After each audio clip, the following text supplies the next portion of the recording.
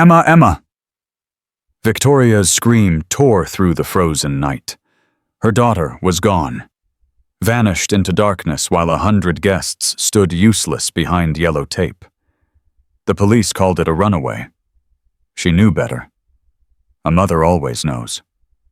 Across the street, a man watched from a rusted pickup truck. The same man she'd fired 3 days ago. The one she'd called unstable. Dangerous. A liability. He stepped out. His old dog limped beside him. "I'll find her," he said. She had destroyed his career with 6 words. Now he was walking into hell to save her child. Before we begin, tell us where you're watching from. Drop your city in the comments. And if this story moves you, hit subscribe so you never miss another tale of courage, redemption, and the quiet heroes who refuse to give up. Your support means everything. Now let the story begin. The fluorescent lights of Ashford Dynamics headquarters hummed at 2:47 a.m., casting pale shadows across the underground parking garage. Marcus Stone stood motionless beside a concrete pillar, his eyes fixed on monitor bank 7. Something was wrong. He had noticed it 3 nights ago. A blind spot. Camera 12 should have covered the southeast corner near the service elevator, but for exactly 11 seconds, every rotation cycle that corner went dark. Not a malfunction. Not a glitch. Someone had programmed it that way. Marcus pulled out his phone and typed a note. 3rd observation. Consistent pattern. Intentional gap. Ranger shifted beside him, the old German shepherd's ears rotating toward a sound Marcus couldn't hear. 9 years old now, hip dysplasia slowing him down, but his instincts remained razor-sharp. When Ranger tensed, Marcus paid attention. "Easy boy," Marcus murmured. One hand dropping to rest on the dog's graying head. Just the night crew. But Ranger didn't settle. His brown eyes stayed fixed on the darkness beyond the pillar, and a low sound, not quite a growl, rumbled in his chest. Marcus had learned long ago to trust that sound. The morning shift change brought Derek Mills striding through the security office like he owned it. In many ways, he did. Head of security for Ashford Dynamics, former Seattle PD early 40s, with the thick build of a man who'd stopped exercising but hadn't stopped eating. His smile never reached his eyes. "Stone." Derek dropped a stack of folders on Marcus's desk without looking at him. "Incident reports from last night. I need them filed before the board meeting." Marcus didn't move. "I found something you need to see." Derek's jaw tightened. "I need you to file reports. Camera 12 has a programmed blind spot. 11 seconds every cycle, southeast corner by the service elevator." The silence lasted exactly 4 seconds. Marcus counted. In interrogation training, they'd taught him that 4 seconds was the threshold. Anything longer meant the other person was calculating, not remembering. Derek's pause lasted 6. "That's a maintenance issue," Derek said finally. "I'll put in a work order." "It's not maintenance. The code was modified 3 weeks ago. I checked the system logs." Derek's hand came down flat on the desk. The folders scattered. "I said I'll handle it, Stone. What I need from you is to stay in your lane. File the reports. Watch the monitors. That's what we pay you for." Marcus held his gaze. "You pay me to protect this building." "I pay you to follow orders." Derek leaned close enough that Marcus could smell the coffee on his breath. "You want to keep this job, learn when to shut up." He straightened his jacket and walked out. Marcus looked down at Ranger, who had watched the entire exchange with quiet intensity. "Yeah," Marcus said softly. "I noticed that too." The dreams always started the same way. Kandahar Province. August heat pressing down like a physical weight. Dust in his teeth, his eyes, his lungs. The convoy had stopped, because Sergeant Torres thought he'd seen movement in the rocks above. Torres was right. Marcus jerked awake, his hand already reaching for a weapon that wasn't there. His apartment materialized around him, small, sparse, the furniture second-hand. Morning light filtered through blinds he'd never replaced. Ranger was already up watching him from the foot of the bed with the patient concern of a creature who understood broken sleep. "I'm okay," Marcus told him. The dog's expression suggested he knew better. Marcus swung his legs over the side of the bed and sat there, head bowed, waiting for his heart rate to slow. 47 beats, 43, 39, normal. On his nightstand sat 3 photographs in simple frames.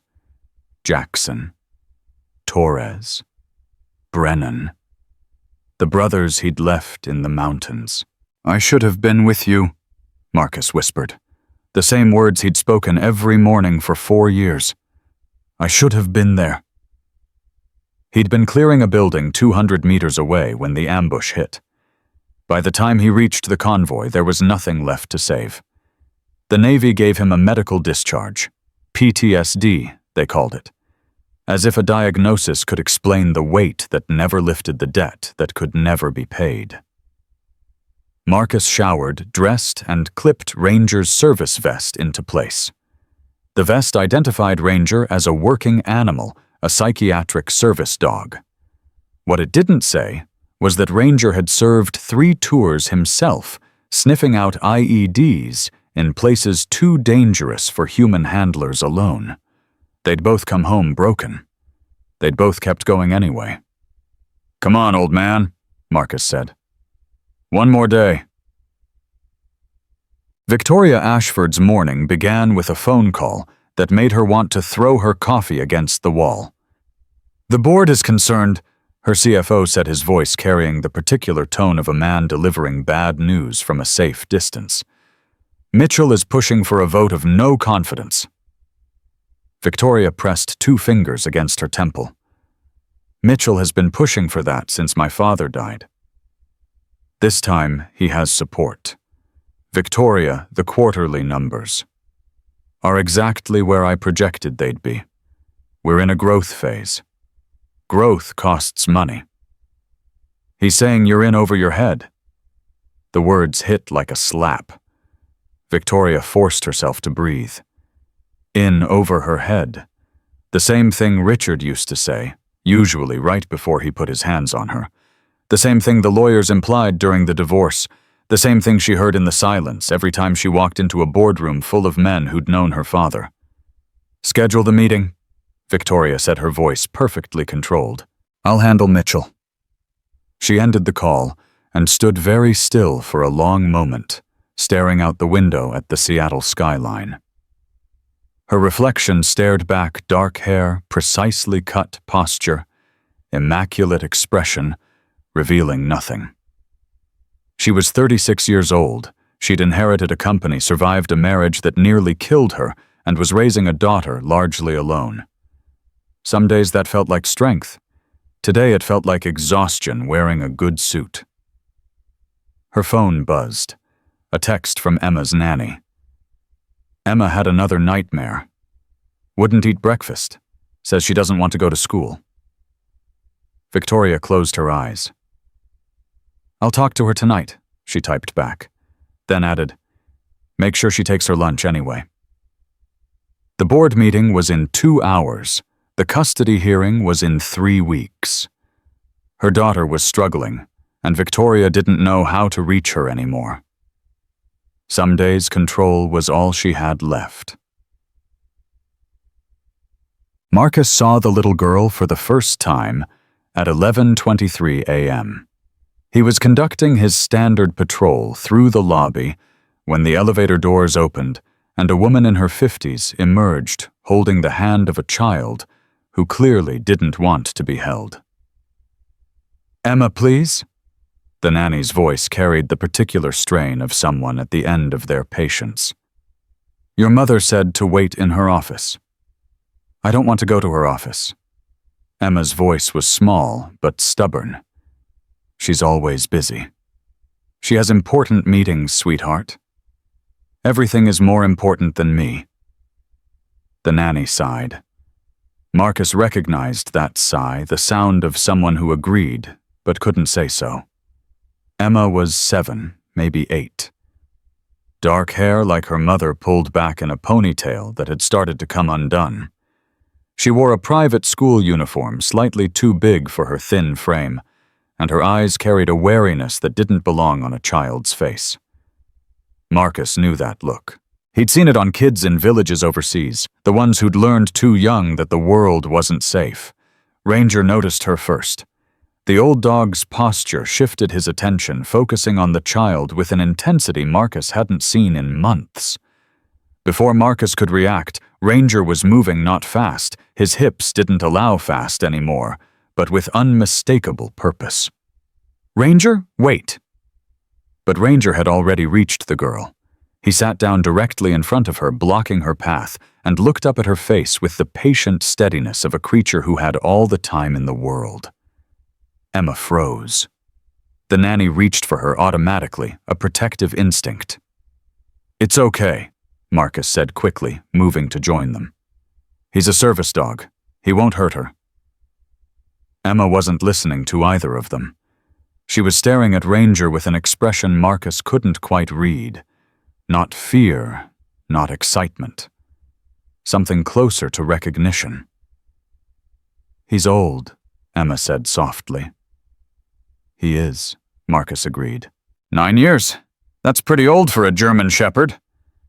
Does he hurt?" The question caught Marcus off guard. Children usually asked if they could pet him, or what tricks he knew, or why he wore a vest. They didn't ask if he hurt. "Sometimes," Marcus said honestly. "His hips bother him, but he keeps going anyway." Emma nodded slowly, as if this made perfect sense. Then, without warning, she knelt down on the polished lobby floor, heedless of her school uniform, heedless of the nanny's gasp, and placed both small hands on either side of Ranger's face. "My mom says I should keep going anyway, too," Emma whispered, "even when it hurts." Ranger's tail swept the floor once, twice. He leaned forward and pressed his forehead against Emma's the way he used to with Marcus during the worst nights. Marcus felt something crack open in his chest. "Emma, we really need to go," the nanny said, reaching for her arm. "Wait." The word came out sharper than Marcus intended. He softened his voice. "Just give her a minute. Please." The nanny looked at him, really looked for the first time. Whatever she saw made her step back. Emma stayed there on the floor for nearly 2 minutes, her hands buried in Ranger's fur, her face hidden against his neck. She didn't speak. Neither did the dog. But something passed between them that Marcus understood instinctively. Some connections didn't require words. When Emma finally stood, her eyes were red but dry. She looked up at Marcus with an expression far too old for her years. "What's his name?" "Ranger." "Ranger." She said it like a promise. "Will I see him again?" Marcus glanced at the nanny, who shrugged helplessly. "I work here," Marcus said. "We're around." Emma nodded once, solemnly. Then she took the nanny's hand without protest and walked toward the elevator. At the doors, she turned back. "Thank you," she said. Marcus wasn't sure if she was talking to him or the dog. Derek Mills watched the entire exchange from behind the lobby's decorative pillar. He'd been tracking Stone for weeks now. The man was a problem, too observant, too quiet, too unwilling to look the other way.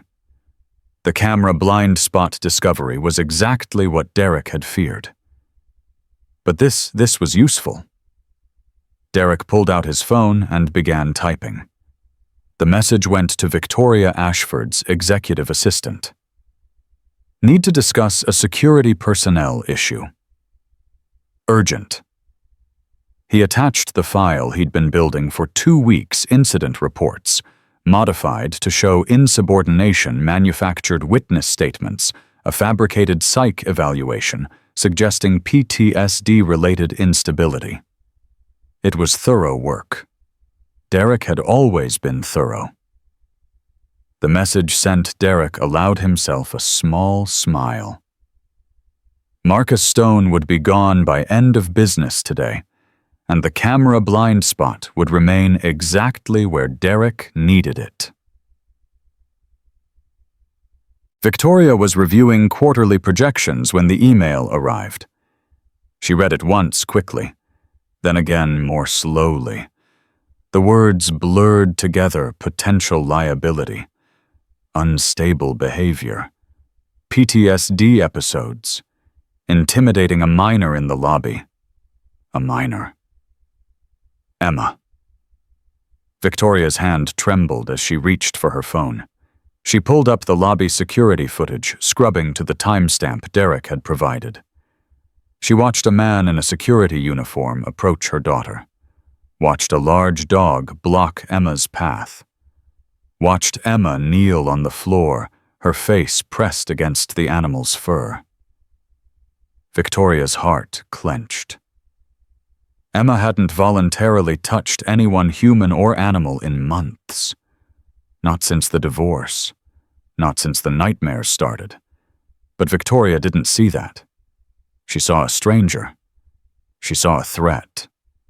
She saw her daughter, who was supposed to be safely in her office, exposed to a man flagged as psychologically unstable. Control, she reminded herself. Control is how you survive. She picked up her phone and dialed Derek directly. Bring him to my office. Now. Marcus knew it was coming the moment Derek appeared with 2 other security guards flanking him. Stone! Derek's voice carried the particular pleasure of a man who'd won a battle his opponent didn't know was being fought. Ms. Ashford wants to see you. Marcus nodded slowly. He unclipped Ranger's leash from the desk and stood. Leave the dog, Derek said.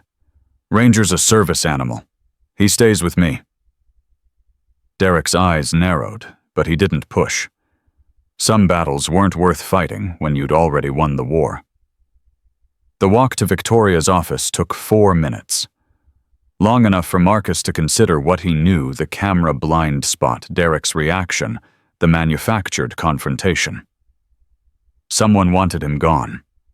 Someone with access to security systems and personnel files. Derek, obviously. But why the executive floor was hushed carpeted, designed to intimidate?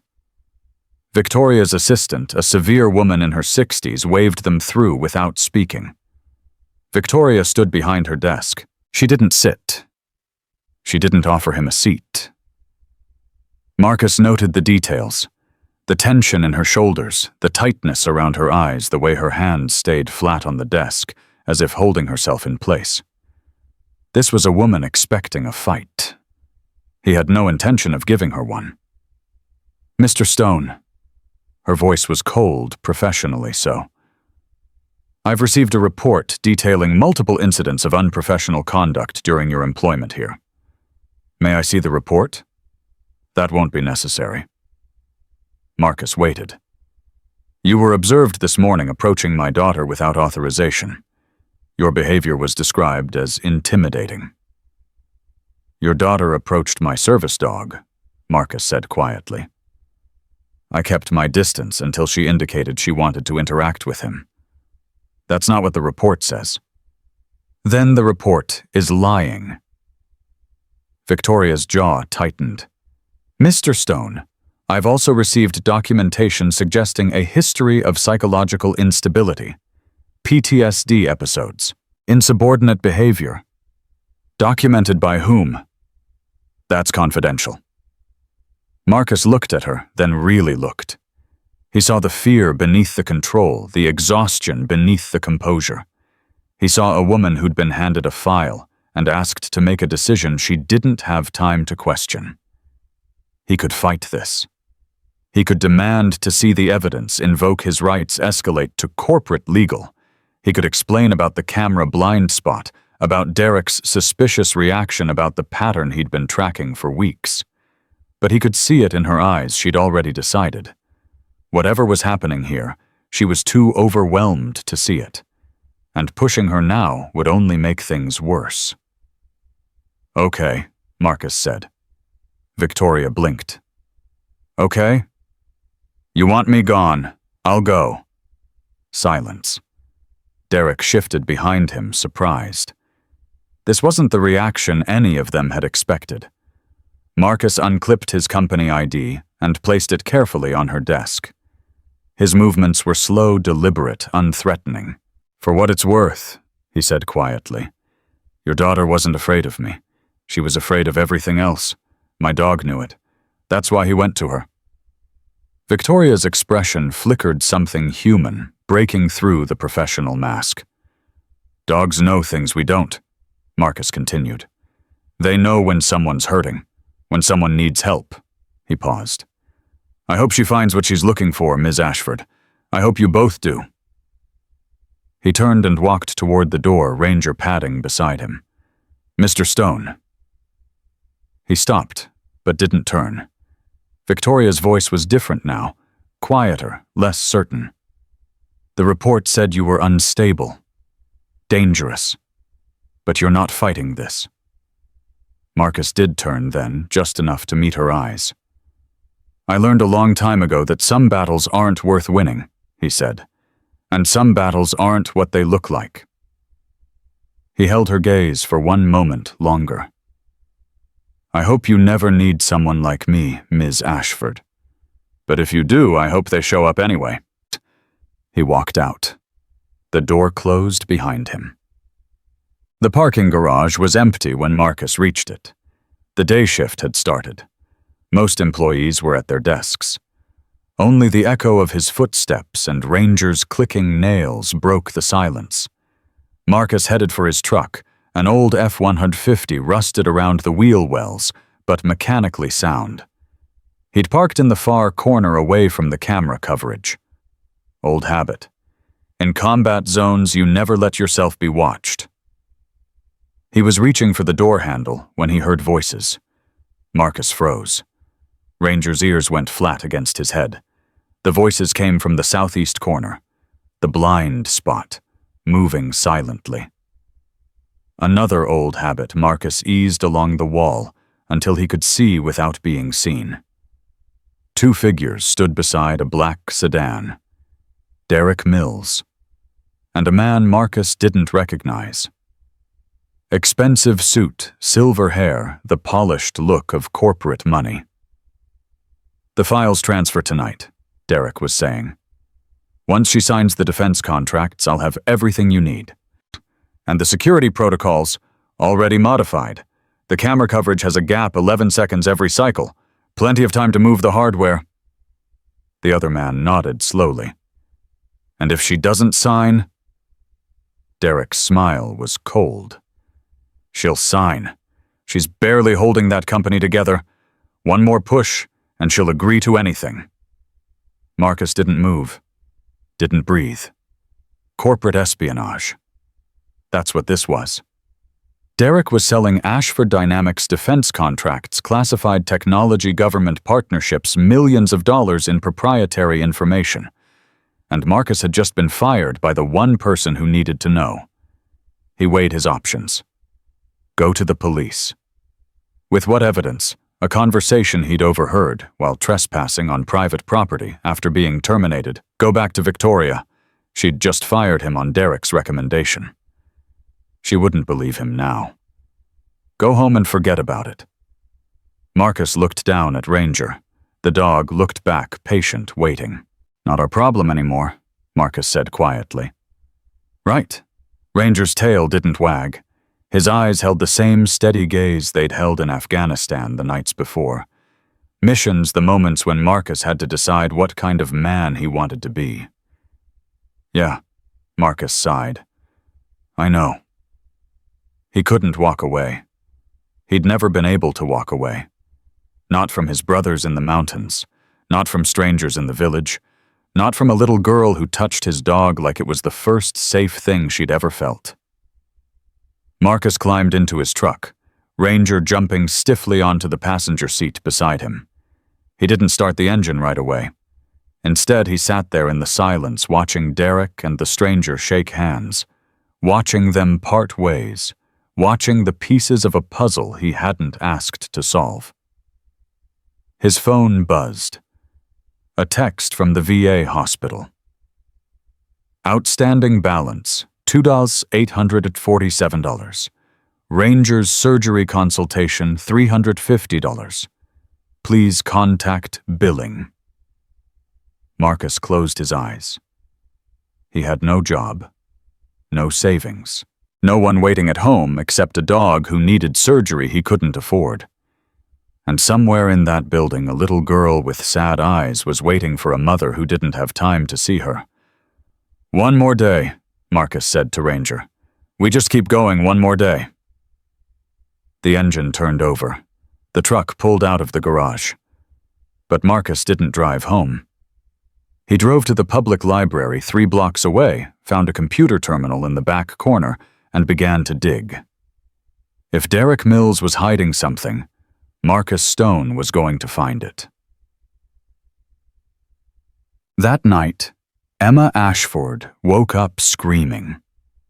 Victoria was there in 30 seconds, bare feet slapping against cold hardwood, her heart pounding before she reached the bedroom door. Emma, I'm here. I'm right here." The little girl was sitting upright, eyes wide, hands clutching the sheets, like they were the only solid thing in the world. "He was in my room," Emma whispered. "The shadow man. He was standing by the window." Victoria gathered her daughter into her arms, feeling the small body shake against her chest. The nightmares had started 8 months ago, right after the divorce was finalized, right after Richard's last supervised visit. "There's no one here, sweetheart. You're safe. I promise you're safe." But even as she said it, Victoria wondered if that was true. The custody hearing was in 3 weeks.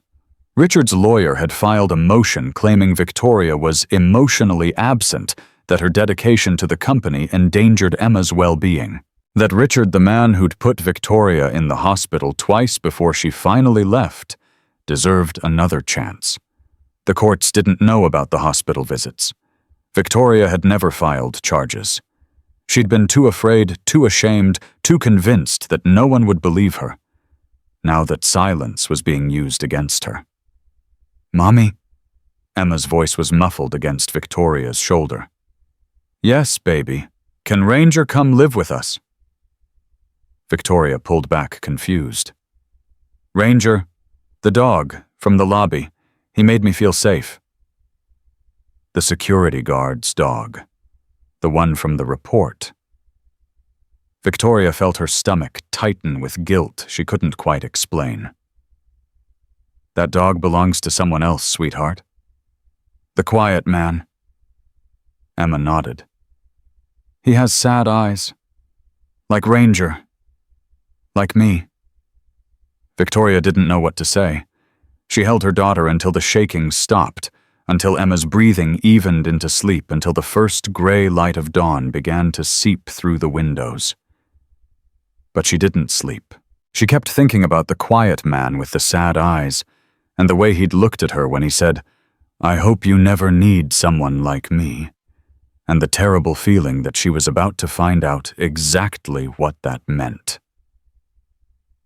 3 days later, everything changed. The company gala was Victoria's idea, a charity event at Seattle's waterfront to generate positive press before the board meeting. Donors, investors, local politicians. A show of strength. Emma didn't want to go. "Please, Mommy, please don't make me." Victoria knelt in front of her daughter, adjusting the collar of Emma's dress. "It's just a few hours. You can stay with Sarah, and afterward we'll get ice cream. Whatever flavor you want." "I don't want ice cream. I want to stay home." "I know, baby, but Mommy needs you there. It looks better if we're together." The words came out before Victoria could stop them. She saw Emma's face change, saw the understanding that her presence was a performance, not a want. "Okay," Emma said quietly. "I'll go." Victoria told herself it was necessary. She told herself Emma would be fine. She was wrong about both. The gala glittered with money and ambition. Victoria moved through the crowd like she'd been born to it, smiling at the right people, laughing at the right jokes, never letting the mask slip. Emma stood by the wall, holding Sarah's hand, watching everything with those two old eyes. She didn't see the fire alarm get pulled. She didn't see Derek Mills step away from the control panel. She didn't see the man in the catering uniform who'd been watching her all night. All she saw was the crowd surging, screaming, pushing toward the exits. And then Sarah's hand was gone. Emma was swept up in the tide of bodies too small to fight the current, too scared to scream. She stumbled through a service door down a hallway that smelled like kitchen grease, and suddenly quiet. She was outside, behind the building, alone. "Hey there!" Emma spun. A man was crouching a few feet away, his smile friendly, his uniform marking him as staff. "Are you lost? I can help you find your mom." Emma hesitated. Everything in her body was screaming wrong, wrong, wrong, but the man's smile was nice, and she didn't know where else to go. "Okay," she whispered. She took his hand and disappeared into the night. Victoria discovered Emma was missing at 9:47 p.m.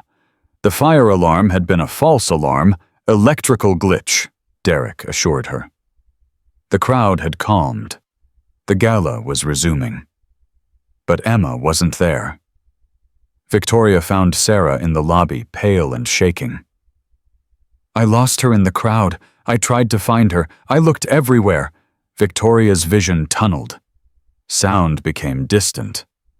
She was moving before she knew where, pushing through the crowd, calling Emma's name, the mask finally shattering. "Emma! Emma!" Derek appeared at her elbow. Victoria calmed down. She probably just wandered off. Kids do that. "Don't tell me to calm down." Victoria's voice cracked. "Find my daughter. Find her now." The police arrived within minutes. They searched the building, the parking lot, the surrounding streets. They reviewed security footage and found Emma leaving through a service door. Alone. Then, not alone. A man in a catering uniform taking her hand, leading her away. The detective's voice was careful, professional. "We're treating this as a possible abduction. Do you know anyone who might want to hurt your daughter?" Victoria thought of Richard. His threats, his lawyer's promises to expose her. The supervised visits she'd fought so hard to limit. "My ex-husband," she whispered. "Check my ex-husband." But even as she said it, she knew something was wrong. Richard was vicious, but he wasn't stupid. He wouldn't kidnap his own daughter during a custody battle. Would he? Marcus heard about this missing girl on the 11 o'clock news. He was in his apartment, Ranger, asleep at his feet, a laptop open to files he shouldn't have been able to access. 3 days of digging had turned up more than he expected, offshore accounts in Derek Mills' name, encrypted communications with a shell company tied to foreign defense contractors, a pattern of security system modifications that went back months. But the news froze him cold. 7-year-old Emma Ashford, daughter of Ashford Dynamics CEO Victoria Ashford, disappeared from a charity gala this evening. Police are asking anyone with information. Emma, the little girl who'd held his dog like he was the only safe thing in the world. Marcus was on his feet before the anchor finished speaking. Ranger's head came up alert, sensing the shift. "Come on," Marcus said, grabbing his jacket. Ranger didn't hesitate. Neither did Marcus. The gala venue was 20 minutes away. Marcus made it in 12. He parked across the street, watching the chaos of police cars and news vans, and tried to think. If Derek was involved, and his gut said Derek was involved, then the police were looking in the wrong direction. Derek would have planned for that. Misdirection. False leads. But Derek didn't know that Marcus had been watching. Derek didn't know about the research, the files, the pattern Marcus had been building. And Derek didn't know that Marcus had spent 12 years learning to find people who didn't want to be found. Marcus reached for his phone. He could call in what he knew anonymously, carefully. Let the professionals handle it. Then he saw her. Victoria Ashford, standing at the edge of the police perimeter, arms wrapped around herself, face destroyed by fear. A detective was speaking to her, but she wasn't listening. Her eyes were scanning the crowd, the street, the darkness, looking for something, someone, anyone who could help. Her gaze passed over Marcus's truck, then came back. For one long moment, they stared at each other through the windshield. Marcus saw the recognition dawn, saw the confusion, saw the desperate hope.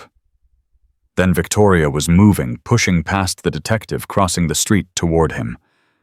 Marcus stepped out of the truck. "You," Victoria's voice was hoarse. "Why are you here?" "I saw the news." "That's not an answer." Marcus looked at her, really looked, and saw the woman beneath the CEO. A mother. Terrified. Alone. "Something felt wrong," he said quietly. "I couldn't stay away." Victoria's composure cracked. "The police think she wandered off. They think she'll turn up. But I know—" Her voice broke. "I know something is wrong. I can feel it." "You're right."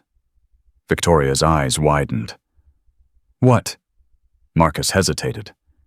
He had no authority here, no credibility. He was a fired security guard with a theory and a service dog. But Emma's face was burned into his memory. Those sad eyes, that desperate grip on Ranger's fur. "I think I know who took her," Marcus said, "and I think I know why." Victoria grabbed his arm, her grip bruising. "Tell me. Tell me everything." Marcus looked past her at the police cars, the cameras, the chaos that would accomplish nothing. "Not here," he said, "and not with them." He opened the passenger door. Ranger jumped down, moving stiffly, but alert, ready. "Get in the truck," Marcus said. "We don't have much time." Victoria Ashford, CEO control perfectionist woman who trusted no one, looked at the man she'd fired 3 days ago. Then she got in the truck. The truck pulled away from the curb before Victoria could change her mind. Ranger sat between them, his warm weight pressing against her leg, and for reasons she couldn't explain, that contact steadied her. "Talk," Victoria said. "Now." Marcus kept his eyes on the road. 3 weeks ago, I noticed a blind spot in your parking garage security. Camera 12. 11 seconds every rotation cycle. That's a maintenance issue. That's what Derek told me. Marcus glanced at her. It wasn't maintenance. The code was modified intentionally. I checked the system logs. Victoria's hands tightened in her lap. Derek has been with the company for 6 years. My father hired him personally. Your father trusted the wrong person. You don't know anything about my father. I know he's dead. Marcus's voice was flat, factual. And I know someone's been selling your company's defense contracts to foreign buyers ever since. The words hit Victoria like cold water. That's impossible. I have files, offshore accounts, encrypted communications, 3 days of digging while you were deciding I was unstable. Marcus pulled a USB drive from his jacket pocket and held it out. Everything's on here? Victoria didn't take it. Why should I believe you? You were fired. This could be revenge. If I wanted revenge, I'd have gone to the press, or the FBI. Marcus set the drive on the dashboard. I came back because your daughter looked at my dog like he was the only safe thing she'd ever touched. That's not something I can walk away from.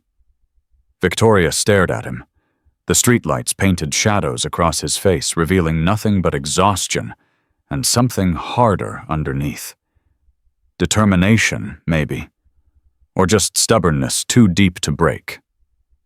Even if you're right about Derek, she said slowly, why would he take Emma? What does she have to do with defense contracts? Leverage? The word hung in the air. You're under pressure, Marcus continued. Board meeting coming up. Custody battle. Company struggling. Derek's been watching you crack for months.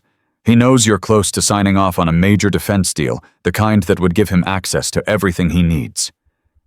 The Meridian contract, Victoria whispered. What? Meridian Defense Systems. They've been pushing for a partnership. Full technology sharing, classified protocols, everything. Victoria's mind was racing now, pieces clicking together. Derek's been the strongest advocate for that deal. He said it would save the company. It would sell the company to people who don't have American interests in mind. Victoria closed her eyes. She thought of all the meetings, all the pressure, all the moments when Derek had been there, supportive, reliable, pushing her toward decisions she'd been too exhausted to question.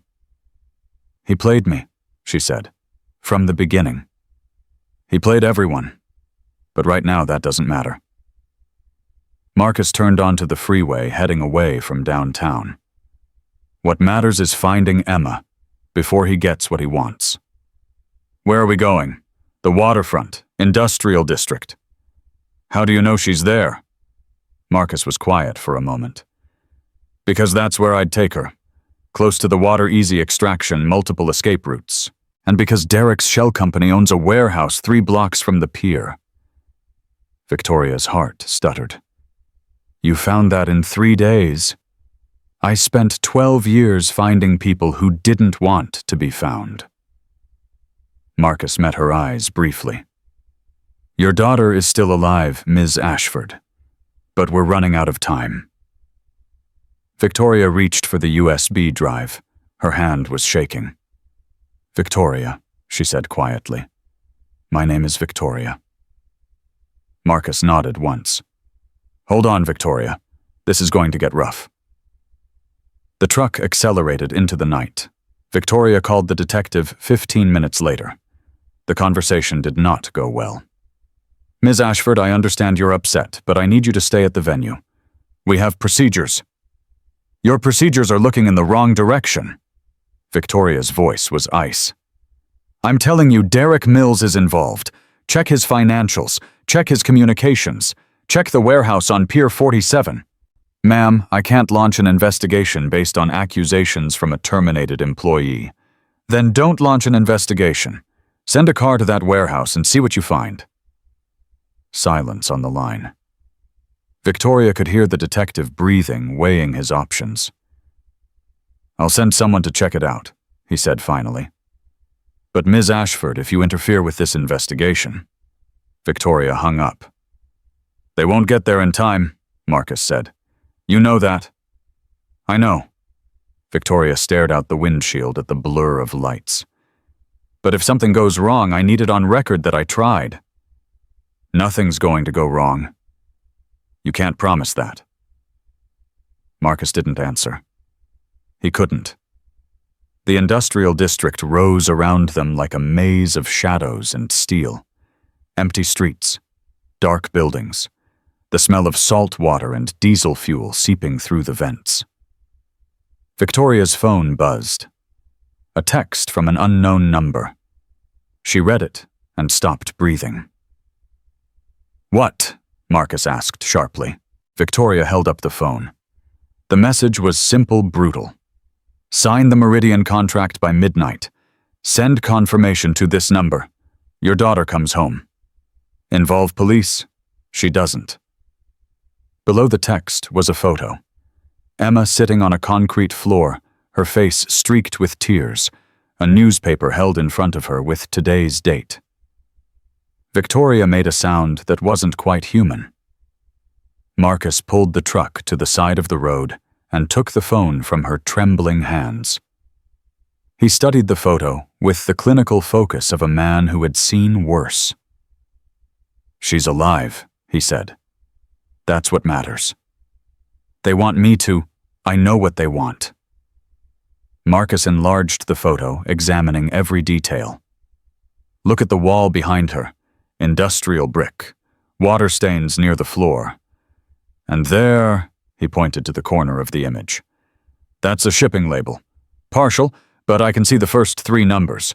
742. Victoria shook her head. "I don't understand." "Warehouse addresses on this pier all start with 742. Different buildings, different endings." Marcus handed back the phone. "She's close. Within a few blocks of where Derek's company owns property."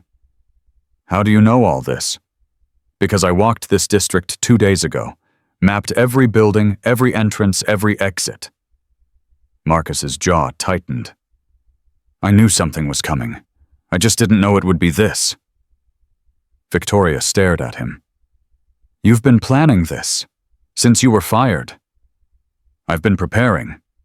There's a difference. Why, you owed us nothing. You owed me nothing." Marcus was quiet for a long moment. When he spoke, his voice was rough. 4 years ago, I was in Afghanistan. My team got ambushed in the mountains. 3 men died, men I'd served with for years. Brothers. He paused. I wasn't with them when it happened. I was clearing a building 200 meters away. By the time I got there, they were gone. Victoria didn't speak. She barely breathed. "I couldn't save them," Marcus continued. "I've spent every day since wondering if I could have. If I'd been faster, if I'd been there." He looked at her, and for the first time she saw the full weight of what he carried. "Your daughter looked at my dog like she was drowning, and he was the only thing keeping her afloat. I know that look. I've seen it in the mirror. Marcus, I can't change what happened in those mountains, but I can walk into this warehouse and bring that little girl home." His voice hardened. "And no one, not Derek, not the police, not you, is going to stop me." Victoria reached across Ranger and took Marcus's hand. The gesture surprised them both. "Together," she said. "We do this together." Marcus looked at their joined hands, then at her face. "You're not trained for this. She's my daughter. That's exactly why you should stay in the truck. And if something happens to you, if you don't come out." Victoria's grip tightened. "I've spent my whole life letting other people fight my battles. My father built that company. My husband nearly destroyed me. Everyone keeps telling me to stay back, stay safe, stay controlled." Her voice cracked. "I am done staying behind." Ranger whined softly, pressing closer to both of them. Marcus studied her for a long moment. Whatever he saw made him nod slowly. "Stay behind me. Do exactly what I say when I say it. If things go bad, you run. No arguments." "No arguments." Marcus reached into the back seat and pulled out a bag Victoria hadn't noticed. Inside a flashlight, a first aid kit, a knife, and something wrapped in cloth that she chose not to examine. "Let's go," Marcus said. "Ranger mit mir." The German shepherd rose stiffly, but his eyes were sharp-focused. Ready. They moved through the darkness like ghosts. The warehouse sat at the end of a crumbling pier, its windows dark, its loading doors chained. Marcus led them around the perimeter, checking sight lines, testing doors, looking for weaknesses in the building's defenses. Victoria followed in silence, her heart pounding so hard she was certain the guards could hear it.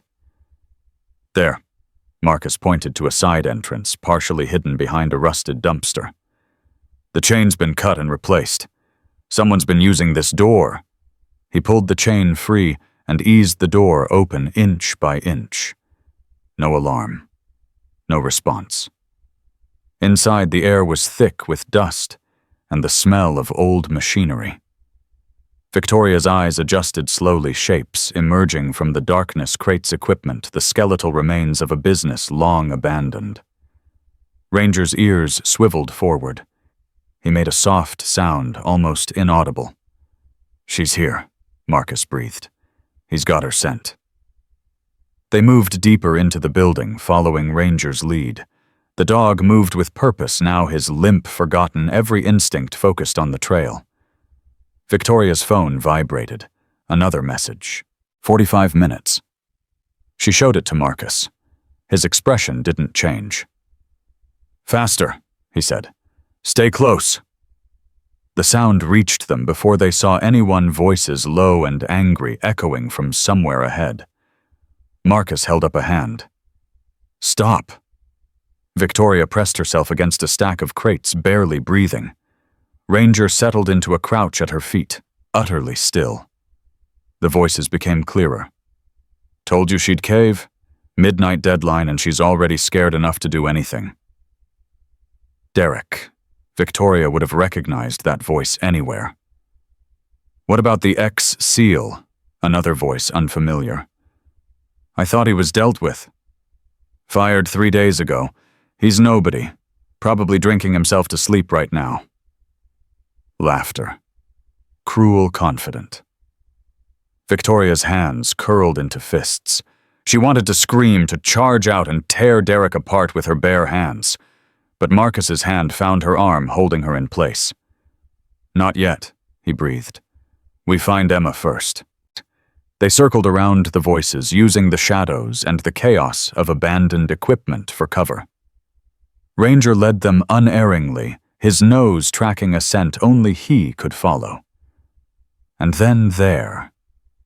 A door at the back of the building, light seeping through the cracks. Marcus tested the handle. Locked. He pulled something from his pocket, a set of picks, old and worn. The lock surrendered in seconds. The door swung open. Emma sat on the concrete floor, her arms wrapped around her knees, her face buried. She was shaking, small tremors running through her whole body. "Emma!" Victoria's voice broke. The little girl's head snapped up. For one horrible moment, she didn't seem to recognize her mother. Then her eyes widened, and she scrambled to her feet. "Mommy!" Victoria caught her daughter, pulling her close, holding her so tight that Emma gasped. "I've got you! I've got you! You're safe now!" Emma clung to her, sobbing. "He said you weren't coming. He said you didn't care. He said..." He lied. Victoria pressed her lips to Emma's hair. "He lied about everything. I'm here. I came for you." Marcus watched the doorway, every muscle tense. "We need to move. Now." Victoria lifted Emma, holding her like she weighed nothing. "Which way?" "The way we came, fast and quiet." They made it halfway across the warehouse floor before the lights came on. "Well," Derek stepped out from behind a pillar, 2 men flanking him.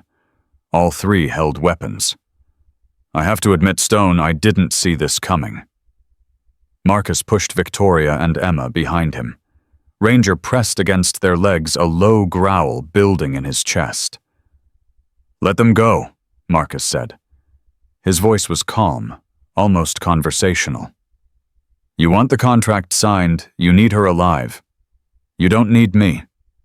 Derek tilted his head, considering. "Actually, I'm not sure I need any of you anymore. The contract deadline is in 30 minutes. If Victoria doesn't sign..." He shrugged. "I have other leverage. The board is already convinced she's incompetent. Her ex-husband is ready to testify she's unfit. Once she's out of the picture, I can negotiate directly with Meridian. You're talking about killing a CEO in front of her daughter. I'm talking about a tragic accident." Derek smiled. "Desperate mother, troubled employee. Who knows what really happened in this warehouse?" Marcus's hand moved toward his belt. Derek raised his weapon. Let's not do anything stupid. You're making a mistake. No, Stone. You made the mistake. Derek's smile widened. You should have stayed fired. The shot echoed through the warehouse. Victoria screamed, pulling Emma tight against her chest. But Marcus didn't fall. He was already moving the knife from his belt, sailing through the air, catching one of Derek's men in the shoulder. The man's gun clattered to the floor. Derek spun, firing again, but Marcus had closed the distance. He caught Derek's wrist and twisted. The weapon discharged into the ceiling. Plaster rained down. "Run!" Marcus shouted. "Victoria, run!" Victoria ran. She didn't look back. She couldn't. Emma's arms were wrapped around her neck. Her face buried her whole body, shaking with sobs. Victoria's legs burned. Her lungs screamed, but she kept moving through the doorway down the corridor toward the light of the exit she could barely see. Behind her, she heard fighting. Impact. A grunt of pain. More shots. Then silence. Victoria reached the door and burst through it into the night air. The cold hit her like a wall. She stumbled, almost falling, but caught herself against the rusted dumpster.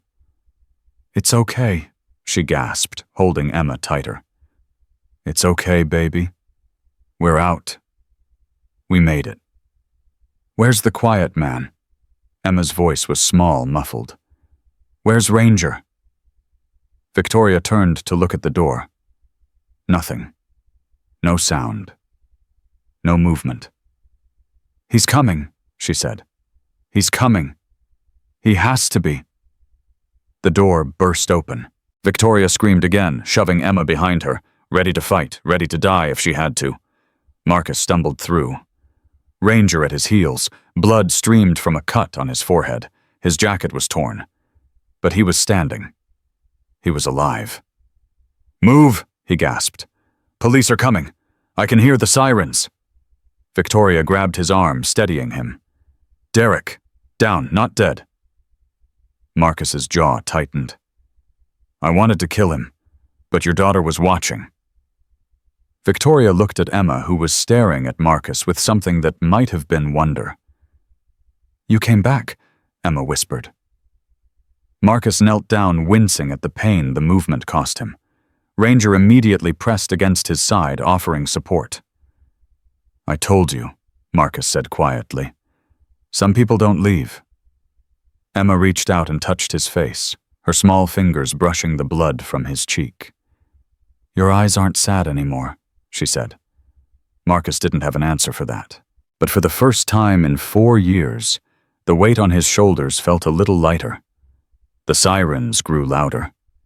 Red and blue lights flickered in the distance. Victoria pulled out her phone and declined the next call from the unknown number. Then she blocked it. The Meridian contract could wait. The board could wait. Everything could wait. Right now, the only thing that mattered was standing in this dirty parking lot with her daughter in her arms and a man she'd almost destroyed, bleeding beside her. "Thank you," Victoria said. The words felt inadequate. Everything felt inadequate. Marcus shook his head. "Don't thank me yet. This isn't over." "What do you mean? Derek wasn't working alone. The man in the warehouse, I recognized him from the parking garage. He got away." Marcus looked toward the approaching police cars. "Whoever's behind Meridian, they're not going to stop just because we caught Derek." Victoria felt the cold seep deeper into her bones. "What do we do?" Marcus looked at her, looked at Emma, looked at Ranger, who had pressed himself against the little girl's legs like he belonged there. "We finish it," he said. "Together." The first police car skidded to a stop 20 feet away. Victoria took Emma's hand with one of hers and Marcus's arm with the other. Whatever came next, they would face it. Together. The interrogation room smelled like stale coffee and fear. Derek Mills sat handcuffed to a metal table, his expensive suit torn, his face swollen where Marcus's fist had connected. But his eyes still held that cold confidence that made Victoria's stomach turn. Detective Warren stood against the wall, arms crossed. He'd been skeptical when Victoria first called about Derek. Now, with the evidence piling up, that skepticism had transformed into barely contained fury. "The FBI is on their way," Warren said. "Defense contracts foreign buyers kidnapping. You're looking at federal charges, Mills. Life without parole, minimum." Derek laughed. The sound echoed off the concrete walls. "You think this scares me?" He leaned forward, chains rattling. "You have no idea what you've stepped into. This is bigger than one warehouse, bigger than one company, bigger than any of you can imagine." "Then enlighten us." Derek's smile widened. "I want a lawyer." Warren slammed his palm against the table. "A 7-year-old girl was kidnapped. You don't get to hide behind legal procedures. I get to do whatever I want." Derek's gaze slid past Warren to the two-way mirror. He couldn't see through it, but he seemed to know exactly who was watching. "Hello, Victoria. How's Emma doing? Still having nightmares?" Behind the glass. Victoria's hands curled into fists. Marcus stood beside her close enough that their shoulders almost touched. Ranger lay at their feet, his head resting on his paws, exhausted from the night's exertion. "He's baiting you," Marcus said quietly. "Don't let him." "He knows things." Victoria's voice was tight. "About Emma. About the nightmares. How does he know that someone's been feeding him information? Someone close to you?" Victoria turned to look at him. "Who?" Marcus didn't answer, but his expression said enough. The interrogation continued for another hour. Derek gave them nothing. No names, no locations, no details about the man who'd escaped. He sat there with that smile untouchable, waiting for something Victoria couldn't identify. At 3 a.m., Warren called a break. "We'll resume in the morning," he told Victoria in the hallway. "The FBI will want to lead the questioning. This is their jurisdiction now. And Derek, holding cell, maximum security. He's not going anywhere." Victoria nodded, but the unease in her chest didn't fade. Something was wrong. Derek was too calm, too confident for a man facing life in prison. "I need to see Emma," she said. Warren's face softened slightly. "She's in the family room with the child psychologist. She's asking for you. And," he hesitated, "she's asking for the dog." Victoria looked down at Ranger. The old shepherd lifted his head, meeting her gaze with those steady brown eyes. "Come on," she said to Marcus. "Both of you." Emma was curled in a corner of the family room when they entered. The psychologist, a kind-faced woman in her 50s, rose immediately. "She won't let anyone touch her," the woman said softly. "She's been asking for her mother and someone named Ranger." Victoria crossed the room and knelt in front of her daughter. "Emma, baby, I'm here."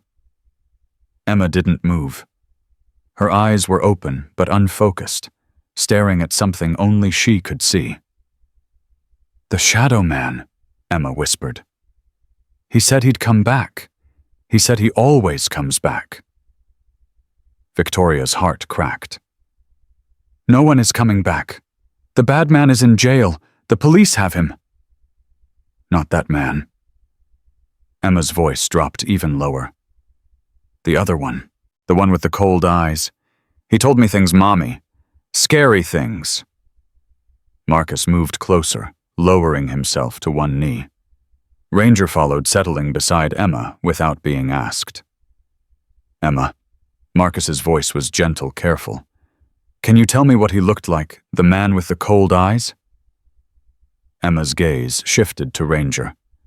Slowly she reached out and buried her fingers in his fur. "He was tall," she said. Silver hair. He smelled like medicine. Marcus went very still. Did he tell you his name? Emma shook her head. He said Mommy couldn't protect me. He said no one could. Her grip on Ranger tightened. But I didn't believe him, because Ranger came. And you came, and you didn't leave. Marcus reached out and covered her small hand with his. I will never leave, he said.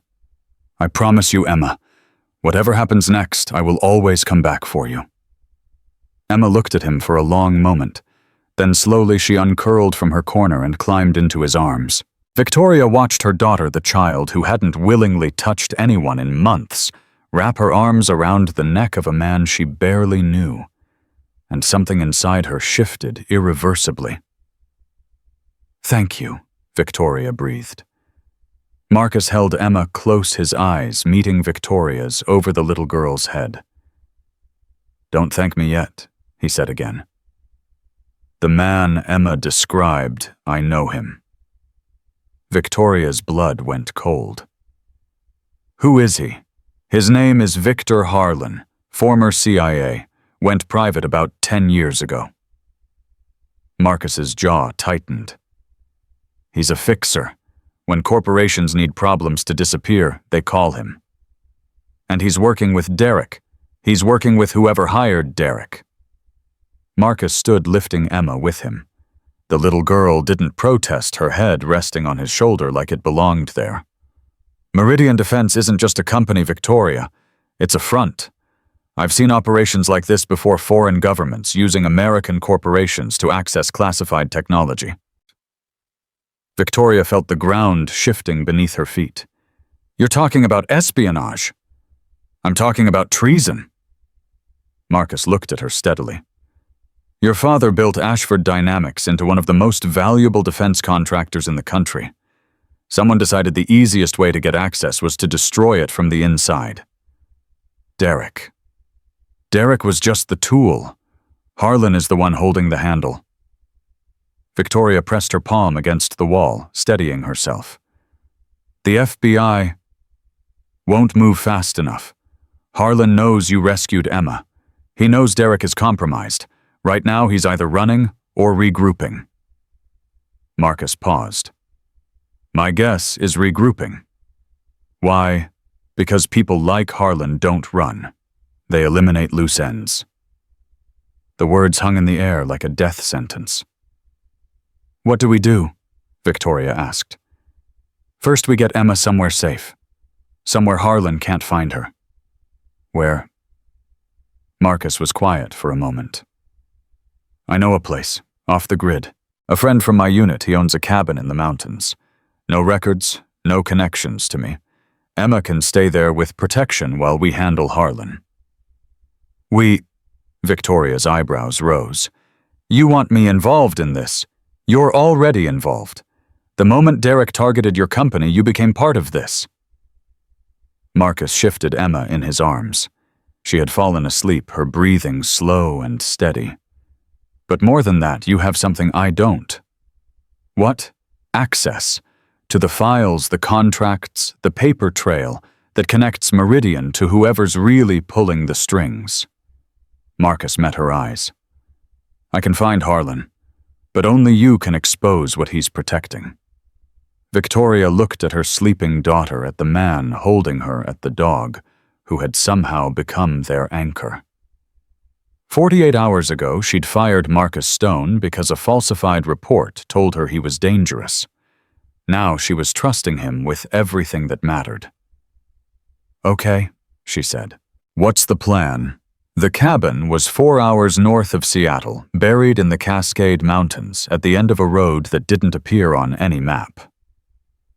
Marcus's contact, a man named Rodriguez, who asked no questions and offered no small talk, met them at the trailhead with supplies and a satellite phone. You've got 3 days of food, Rodriguez said, handing the pack to Victoria. Solar charger for the phone. Emergency beacon if things go sideways. Thank you, Victoria said. Rodriguez looked at her for a long moment, then at Marcus. Something passed between the two men, understanding respect, the bond of shared experiences Victoria couldn't imagine. "Bring her back safe, Stone." "Always do." Rodriguez disappeared into the darkness. Victoria carried Emma up the trail, while Marcus walked ahead with Ranger checking for threats that probably weren't there. But old habits died hard. The cabin was small, clean, isolated. Victoria put Emma to bed in the single bedroom while Marcus secured the perimeter. "She'll be safe here," he said when he came back inside. "Rodriguez will check in every 12 hours. If anything happens, nothing's going to happen." Victoria's voice was fiercer than she intended. "I'm not leaving my daughter again." "You might have to." "Then you'll have to drag me out." Marcus studied her face. "You've changed." "What do you mean? When we first met, you were afraid." He sat down across from her at the small kitchen table. "Not of me, of losing control. Every decision you made was about maintaining control." Victoria felt the truth of his words like a blade. "And now you're angry." Marcus almost smiled. "Angry is better. Angry means you're ready to fight." Victoria leaned forward. "I've been fighting my whole life. My father wanted a son, I gave him a CEO. My husband wanted a victim, I gave him a divorce. Every man who's ever underestimated me has learned the hard way that I don't break." "Then why did you believe Derek's report about me?" The question hit her like a punch. Victoria closed her eyes. "Because I was exhausted," she admitted. "Because the board was threatening a takeover. Because my ex-husband was suing for custody. Because my daughter was having nightmares, and I didn't know how to help her." She opened her eyes. "And because Derek knew exactly which buttons to push." "He told you I was unstable." "He told me you were dangerous, that your PTSD made you a liability." Victoria's voice cracked. "I should have looked at the file myself. I should have questioned it. Instead, I signed the termination order and went back to my spreadsheets." Marcus was quiet for a long moment. "In Afghanistan," he said finally, "I made a decision that got 3 men killed." Victoria went still. "You said you weren't with them when it happened." "I wasn't. That was the decision." Marcus's hands tightened on the table. "We were clearing a village. Intelligence said there was a weapons cache in one of the buildings. My team wanted to go together standard protocol. But I had a feeling. Something wasn't right about the building to the east. You split up. I ordered Jackson to take Torres and Brennan and clear the main target. I took the east building alone." Marcus's voice was hollow. "The weapons cache was a trap. The real cache was in the building I cleared. By the time I found it, the ambush had already started." Victoria reached across the table and took his hand. "That wasn't your fault. I gave the order. You followed your instincts. You found the real threat. And my brothers died because I wasn't there to watch their backs." Marcus pulled his hand away. "The Navy gave me a medal for what I found in that building. They said I prevented a major attack on coalition forces. They said I was a hero." His laugh was bitter. "I threw the medal in the trash the day I got home." "Marcus, I'm not telling you this for sympathy." His eyes met hers, hard and clear. "I'm telling you because I need you to understand who I am. I made a decision that cost me everything. I've spent 4 years trying to make up for it. Your daughter, what happened in that warehouse, that's not redemption. That's just me doing what I should have done in those mountains." Victoria held his gaze. "And what's that? Being there when it matters?" The silence stretched between them. Outside, the wind moved through the trees. Ranger shifted on his bed by the door, dreaming dog dreams. "My father used to say that character isn't revealed in success," Victoria said quietly. "It's revealed in failure. How you respond when everything falls apart. That's who you really are." Your father sounds like he was wise. He was. He was also stubborn, demanding, and impossible to please. Victoria smiled faintly. I spent my whole life trying to earn his approval. When he died, I realized I never would. And somehow that set me free. Free to do what? To stop trying to be what everyone else wanted. To figure out who I actually am. Marcus tilted his head. And who are you, Victoria Ashford? Victoria considered the question. I'm still figuring that out. But I know one thing. She leaned forward. I'm done being afraid. I'm done letting other people control my story. And I'm done letting men like Derek Mills and Victor Harlan decide what I'm capable of. Good. Marcus stood. Because tomorrow we're going to war. What's the plan? I need you to go back to Seattle. Access the company servers. Find every file connected to the Meridian contract, communications, financials, everything. There has to be a trail that leads to Harlan. And you, Marcus's expression hardened. I'm going hunting. Victoria stood too. Marcus, you can't go after Harlan alone. You said yourself he's ex-CIA. He has resources you don't. I have something better. What? Marcus looked at Ranger, who had lifted his head at the change in his handler's tone. I have nothing left to lose. Victoria grabbed his arm. That's not a plan. That's a suicide mission. It's the only way. Marcus covered her hand with his. Harlan knows I'm involved now. He'll be looking for me. If I go to ground, he'll get nervous. Nervous men make mistakes. And if he kills you, then you take everything you find to the FBI and burn Meridian to the ground. Victoria's grip tightened. That's not good enough. It has to be. No. Victoria stepped closer, her face inches from his. You don't get to do this. You don't get to save my daughter and then throw your life away.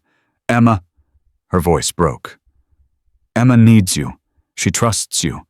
Do you understand how rare that is for her? Do you have any idea what you've given her? Marcus went very still. I'm just a stranger who happened to be there.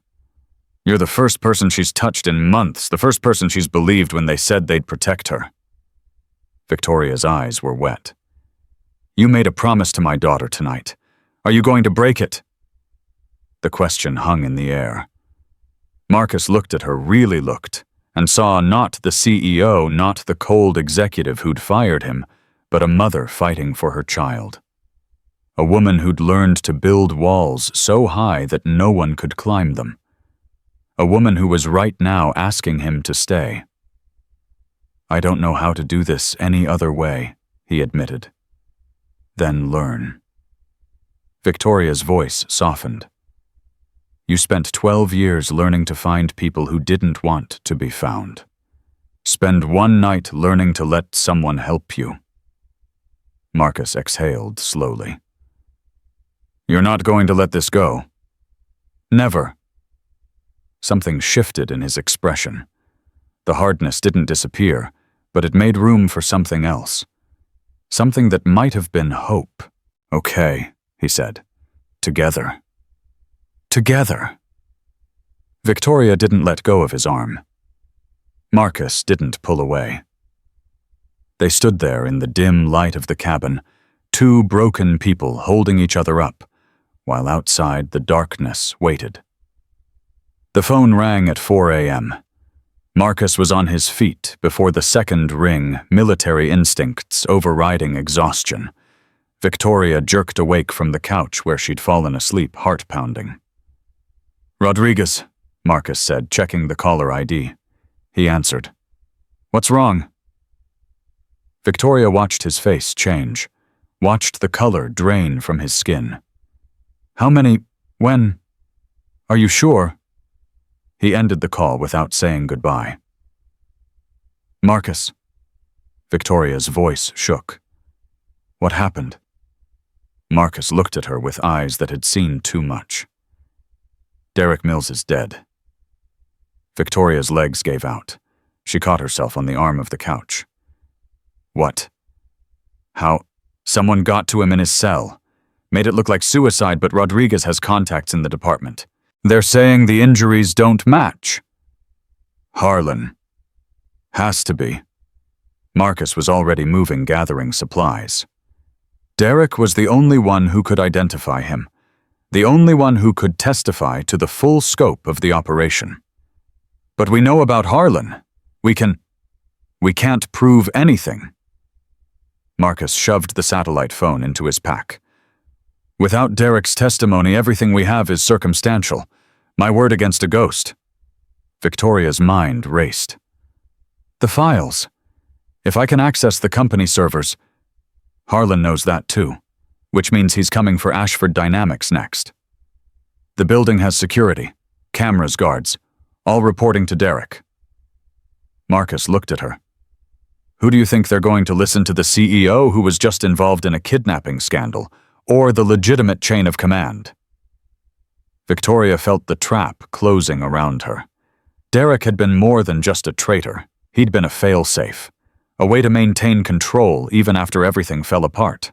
What do we do? Marcus shouldered his pack. I go back to Seattle. I get to those servers before Harlan's people do. I'm coming with you. Victoria. Emma is safe here. Rodriguez is watching. But those files are in my building on my servers, and I'm the only one with executive access codes that can't be overridden. Victoria stood straight, her voice steady. You need me, Marcus. Whether you want to admit it or not. Marcus studied her for a long moment. You know this could get us both killed. I know this is the only chance we have. Ranger rose from his bed, stretching stiffly, and walked to stand beside Victoria. He looked up at her with those steady brown eyes, then at Marcus, as if asking what they were waiting for. Marcus almost smiled. Grab your coat, he said. We leave in 5 minutes. Victoria went to the bedroom door and opened it quietly. Emma lay sleeping, her face peaceful for the first time in months. I love you, Victoria whispered. I'll be back, I promise. She closed the door and turned to find Marcus watching her. You're a good mother, he said. I'm learning to be. They walked out into the darkness together. The drive back to Seattle took 3 hours. They didn't speak much. There wasn't much to say. Both of them were running calculations in their heads, how to get into the building, how to access the servers, how to get out before Harlan's people found them. Victoria's phone buzzed as they crossed the city limits. A text from an unknown number. She opened it and stopped breathing. The message was simple. Devastating. I know where the cabin is. Below was a photo. The cabin. Their cabin. Taken from somewhere in the trees. And standing at the window, barely visible through the glass, was Emma. Victoria screamed. Marcus grabbed her phone, saw the image, and floored the accelerator. Call Rodriguez, he shouted. Now! Victoria's hands were shaking so badly she could barely hold the phone. She dialed, waited. 1 ring, 2 rings, 3. Rodriguez answered on the 4th ring. What? Emma. Victoria could barely form the words. Someone's outside the cabin. They have photos. I'll check the perimeter. Rodriguez, stay calm. I've got eyes on the building. Nothing's moved. Victoria heard him moving through the phone. Footsteps on wooden floors. A door opening. Then silence. Rodriguez. Nothing. Rodriguez, answer me. The line went dead. Victoria looked at Marcus. Her face was white. He's not answering. Marcus's jaw tightened. He pushed the truck to 90, then 100. We're 3 hours out, Victoria said. If something happens, nothing's going to happen. You don't know that. You can't promise. I can promise that whoever's at that cabin is going to regret every choice that led them there. Marcus's voice was ice. I can promise that if anyone touches your daughter, they won't live long enough to touch anyone else. And Victoria's phone buzzed again. Another message. Come alone. The Ashford Building. 30 minutes. Or the girl dies. Victoria stared at the words. Her whole body had gone numb. They want me, she whispered. They're using Emma to get to me. It's a trap. I know. You can't go. Victoria looked at him. What choice do I have? We go together. They said alone, Marcus. If they see you, they'll kill Emma. If you go alone, they'll kill you both. Victoria closed her eyes. She thought of Emma's face. Emma's nightmares. Emma's small hand reaching for Ranger's fur. Then we need another plan, she said. Marcus was quiet for a long moment. Then, I have an idea. But you're not going to like it. Tell me. You go to the building. Make them think you're alone. I'll circle around, enter through the service entrance, the one Derek used for his meetings. They'll be watching for that. They'll be watching for the main approaches. The service entrance connects to the parking garage through the blind spot. Marcus almost smiled. Derek created a back door he didn't know I knew about. And if you're wrong, then I'll improvise. Victoria shook her head. That's not a plan. That's hope disguised as strategy. Sometimes hope is all you've got. Marcus glanced at her. Trust me, Victoria. Just this once. Victoria looked at him, at his scarred hands on the wheel, at his tired eyes fixed on the road, at the determined set of his jaw. Okay, she said. I trust you. Marcus nodded once. They drove on through the darkness toward a confrontation neither of them was ready for. And somewhere in the mountains, a little girl waited for the people who had promised never to leave her. The Ashford Building rose against the Seattle skyline like a monument to everything Victoria had built, and everything she stood to lose. She parked in the visitor lot exactly where the message had instructed and sat for a moment with her hands on the wheel. Her phone showed 1 bar of signal. Marcus had gone silent 20 minutes ago, circling around to the service entrance. She had no way of knowing if he'd made it. No way of knowing if the plan was already falling apart. Victoria closed her eyes and thought of Emma's face. The way she'd looked at Ranger. The way she'd said, "You didn't leave." "I'm not leaving now either," Victoria whispered. She got out of the car and walked toward the building. The lobby was dark, emergency lights casting red shadows across the polished floors. No security guards. No night staff. The building had been cleared one way or another. Victoria's heels echoed in the silence. "Hello?" Her voice bounced off the walls. "I'm here. I came alone like you asked." Nothing. Then the elevator doors opened. A man stepped out.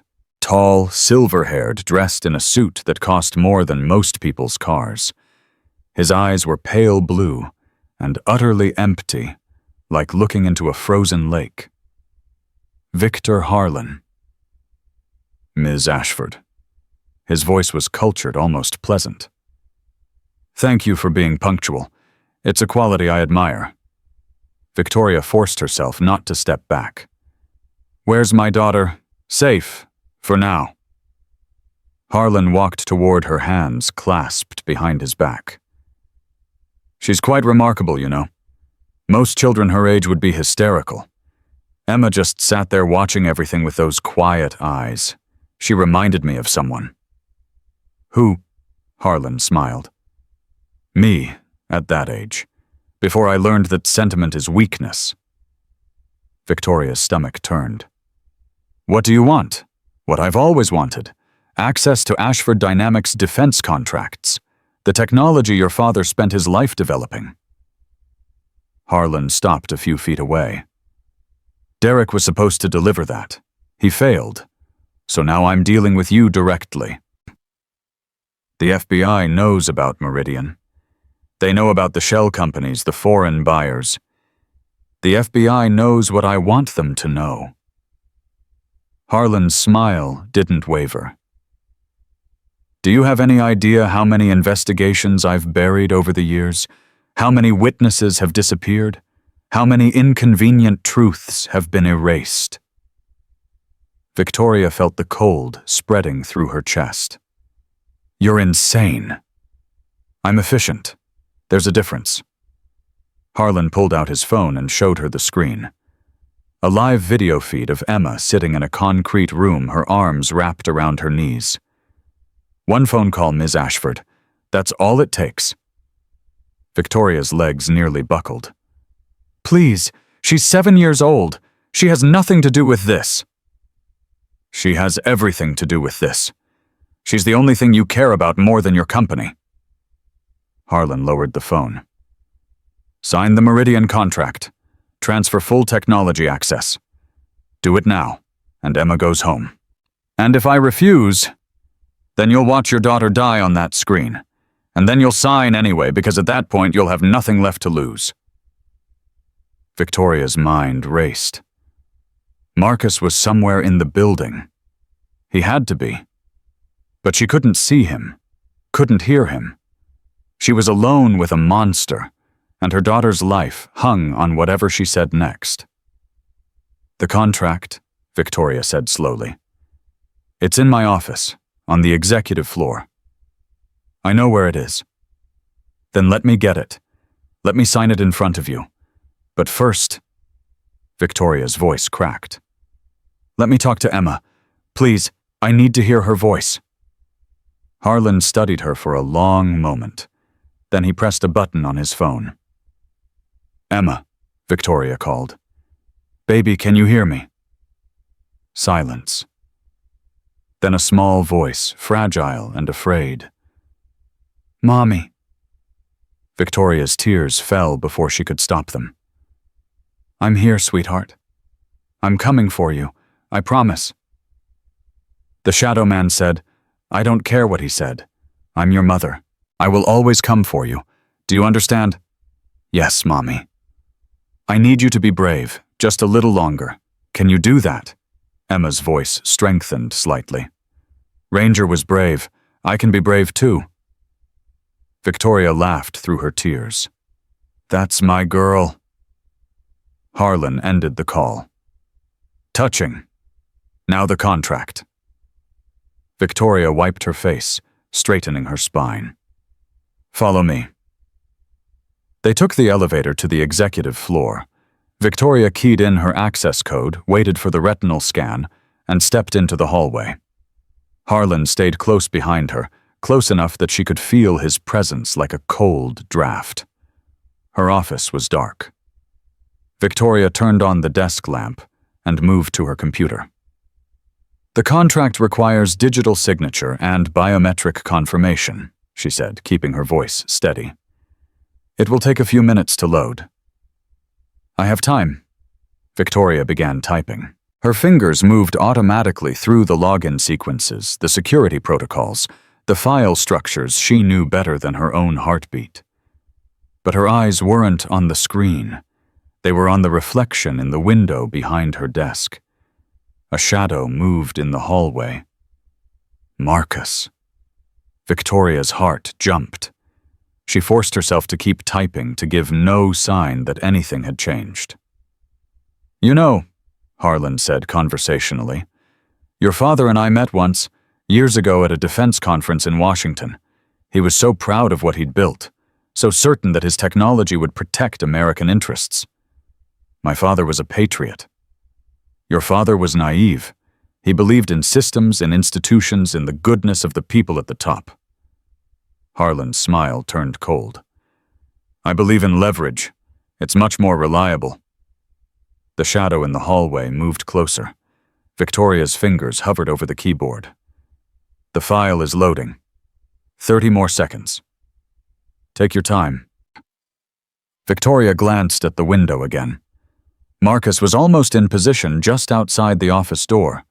She could see Ranger beside him, the old dog moving silently despite his bad hips. 20 seconds. You won't get away with this, Victoria said. Even if I sign, even if you get everything you want, someone will find out. Someone will stop you. People have been saying that to me for 30 years. Harlan chuckled. I'm still here. 10 seconds. The file finished loading. The Meridian contract filled Victoria's screen pages of legal language that would sell her father's legacy to enemies of everything he believed in. Sign it, Harlan said. Victoria reached for the digital signature pad, and Marcus burst through the door. Everything happened at once. Harlan spun, reaching for his weapon, but Ranger was faster. The old shepherd launched himself at Harlan's arm, teeth closing around flesh, the force of impact sending them both crashing into the desk. Victoria threw herself backward, scrambling away from the chaos. Marcus closed the distance in 3 steps. His fist connected with Harlan's jaw, then his stomach, then his jaw again. Harlan went down hard. Ranger still attached to his arm, blood spreading across the expensive suit. "Call it off!" Harlan screamed. "Call off the dog or the girl dies!" Marcus grabbed Harlan by the collar and hauled him up. "Where is she?" "You'll never find her. My men have orders." Marcus hit him again. Harder this time. Something cracked. "Where is she?" Harlan spat blood. "Kill me and she dies anyway. Is that what you want?" Marcus's hand tightened. Every muscle in his body screamed to finish it, to end this man who had threatened a child, who had destroyed lives without remorse. But Emma's face flashed in his mind, her small hand in his, her voice saying, "You came back." "Ranger," Marcus said quietly. "Loss." The shepherd released Harlan's arm, immediately backing away but staying alert. Marcus leaned close to Harlan's face. "You're going to tell me where Emma is. You're going to tell me how many men are guarding her. And then you're going to call them and tell them to stand down." "Why would I do that? Because if you don't, I'm going to take you apart piece by piece until you do." Marcus's voice was terrifyingly calm. "I spent 12 years learning how to break people, Harlan. I know exactly where it hurts. I know how to keep you alive through things you can't imagine." Harlan's eyes flickered. For the first time, real fear showed through the mask. "You're bluffing. Try me." Silence stretched between them. Victoria watched from across the room, her heart pounding. Then Harlan's phone buzzed. Marcus grabbed it before Harlan could react. The screen showed an incoming call from an unknown number. "Answer it," Harlan said quickly. "If I don't check in, they'll assume I'm compromised." Marcus looked at the phone, then at Victoria. "Do it," she said. "Buy us time." Marcus held the phone to Harlan's ear. "Make it convincing." Harlan spoke carefully. "Status update. Everything is proceeding. Hold position until further notice." A voice on the other end responded. Marcus couldn't make out the words, but Harlan's expression told him something had changed.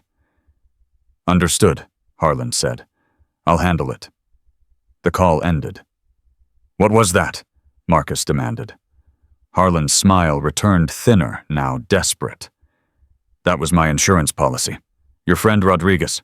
He woke up about 10 minutes ago. Took out 2 of my men before they could stop him." Victoria's breath caught. "Rodriguez is alive. For now. He's barricaded in the cabin with your daughter, but my remaining team is moving into position." Harlan's eyes glittered. "In about 15 minutes, they're going to breach that cabin. Rodriguez can't hold them off forever."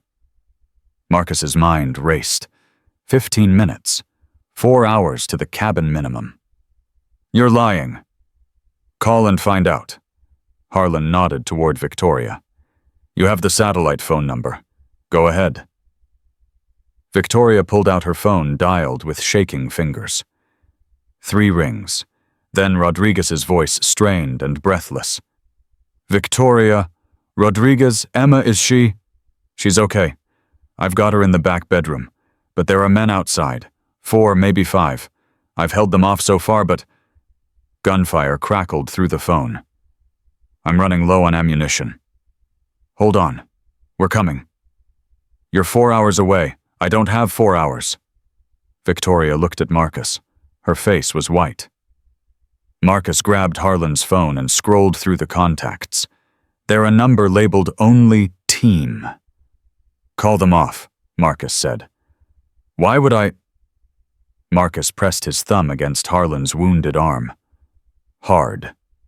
Harlan screamed. Call them off. Okay. Harlan's face was gray with pain. Give me the phone.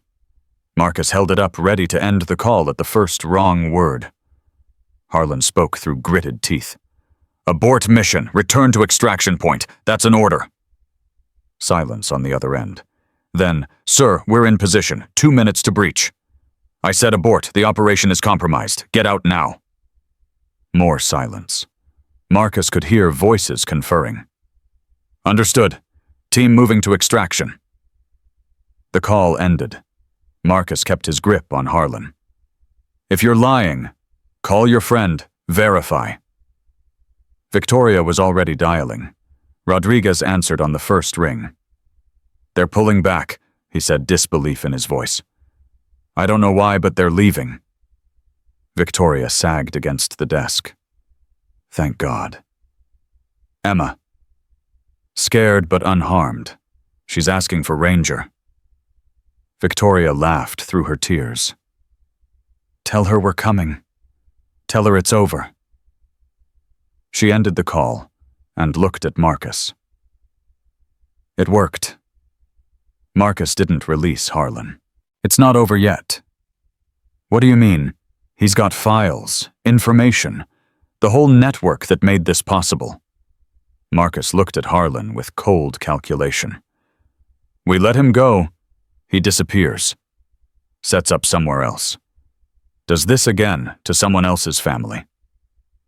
Harlan's smile flickered back. You can't prove anything. I've spent decades building layers of protection.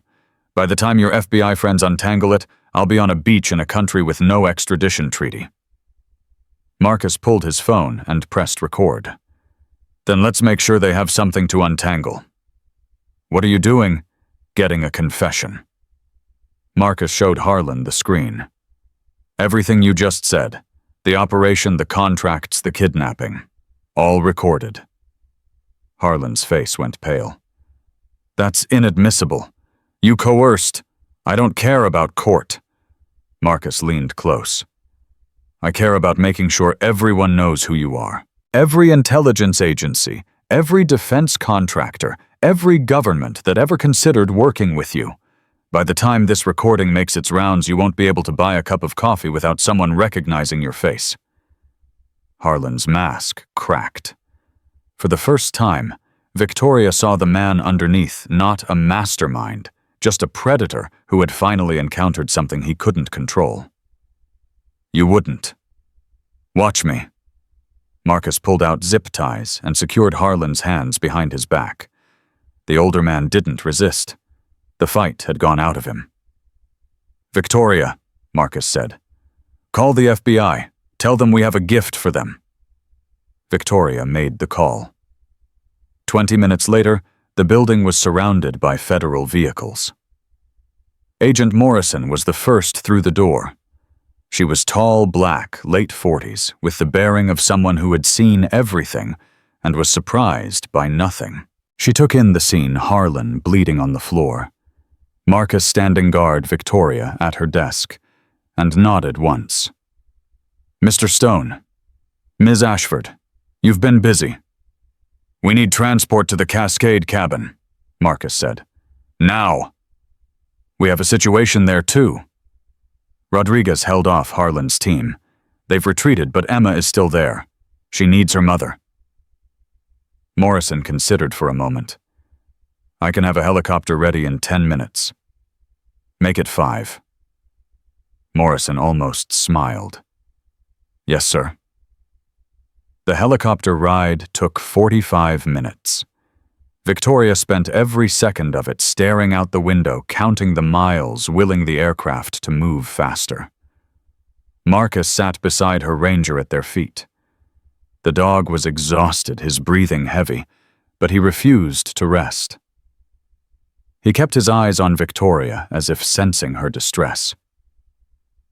He needs surgery, Victoria said quietly. When this is over. I know. I'm paying for it. Marcus looked at her. Victoria, don't argue with me.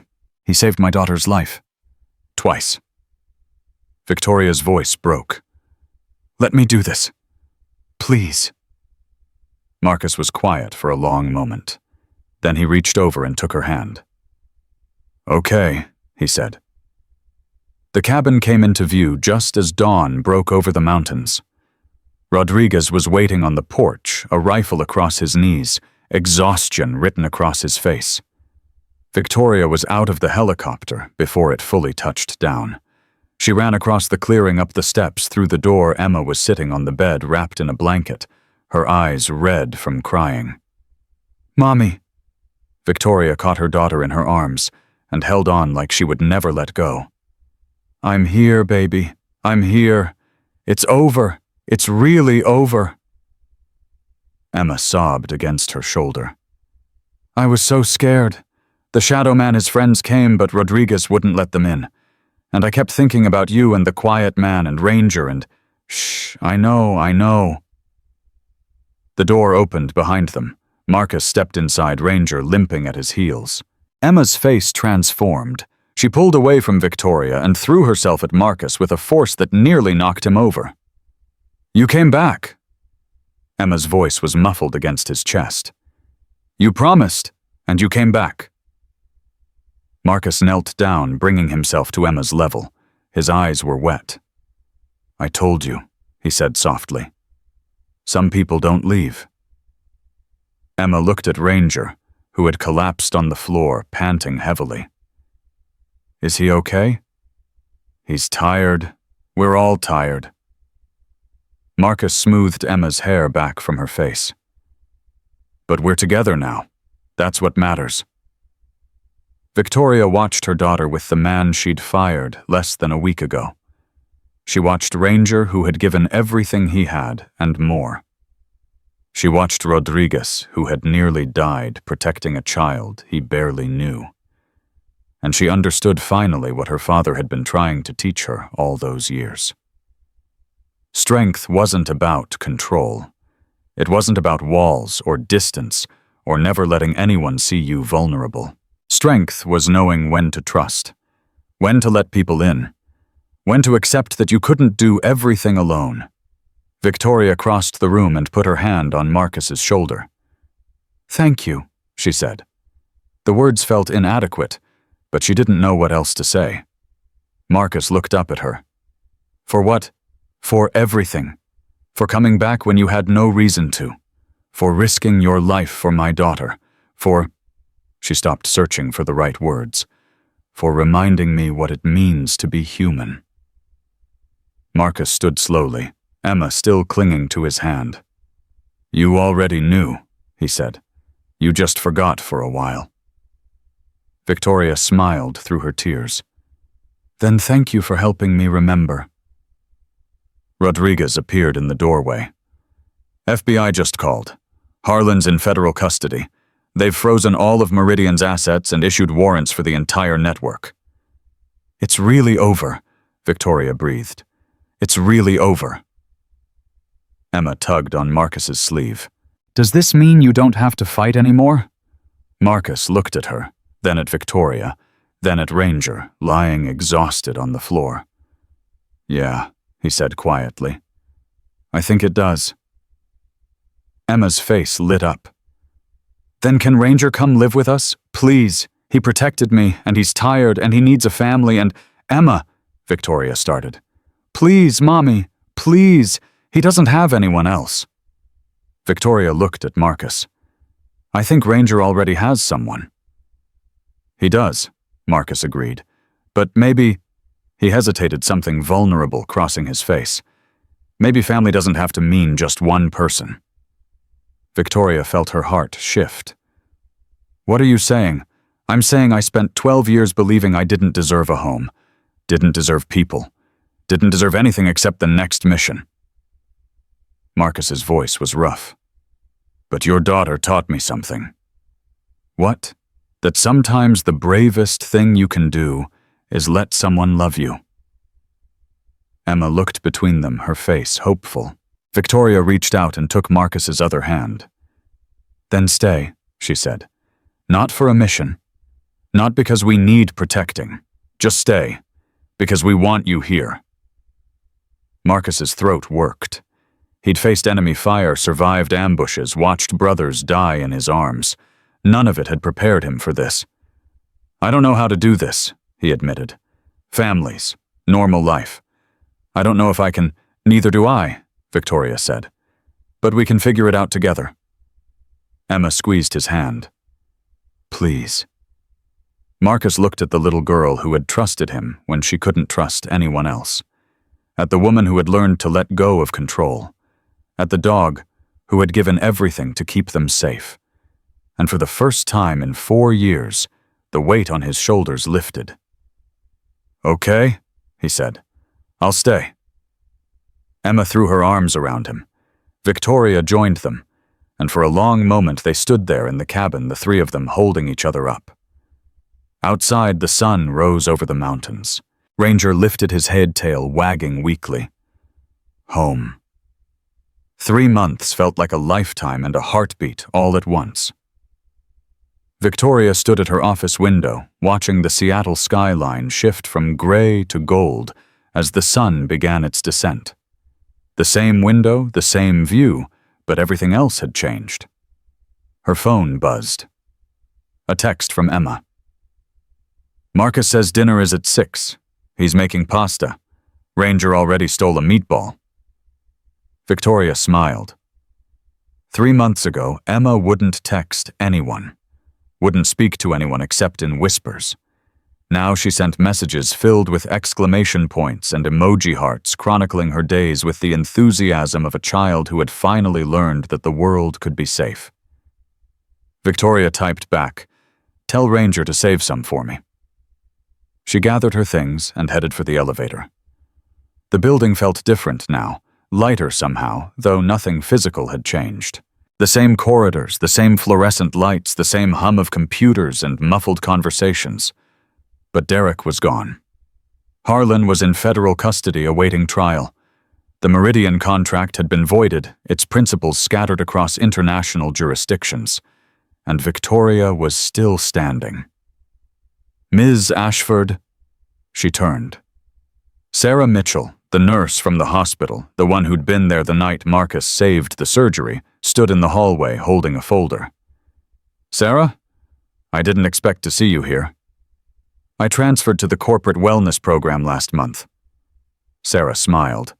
After everything that happened, I wanted a change, and this company has been through enough. I thought maybe I could help. Victoria felt something warm spread through her chest. We can use all the help we can get. I brought the quarterly health screening results. Everything looks good. Sarah hesitated. I also wanted to thank you for what you did for Marcus. He's a good man. He deserves what you've given him. I didn't give him anything. He earned it. You gave him a reason to stay. Sarah's eyes were knowing. That's more than most people ever get. Victoria didn't know how to respond. She nodded once and continued to the elevator. Sarah's words echoing in her mind. A reason to stay. 3 months ago, Marcus had been a man with nothing, no job, no family, no future beyond the next nightmare. Now he was living in the guest house on Victoria's property, officially employed as a security consultant, unofficially becoming something far more important. He hadn't proposed. She hadn't asked him to. What they had wasn't about labels or ceremonies. It was about presence, about showing up. About the quiet understanding that neither of them would face the darkness alone again. The drive home took 20 minutes. Victoria used the time to think about the board meeting scheduled for tomorrow, her first as the undisputed CEO since the scandal broke. The members who'd supported Derek had resigned. The investigation had cleared Victoria of any wrongdoing. The company's stock had actually risen, buoyed by public sympathy and renewed confidence.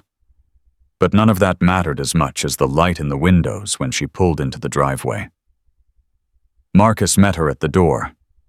He was wearing an apron, a ridiculous thing with cartoon dogs that Emma had picked out, and his hands were dusted with flour.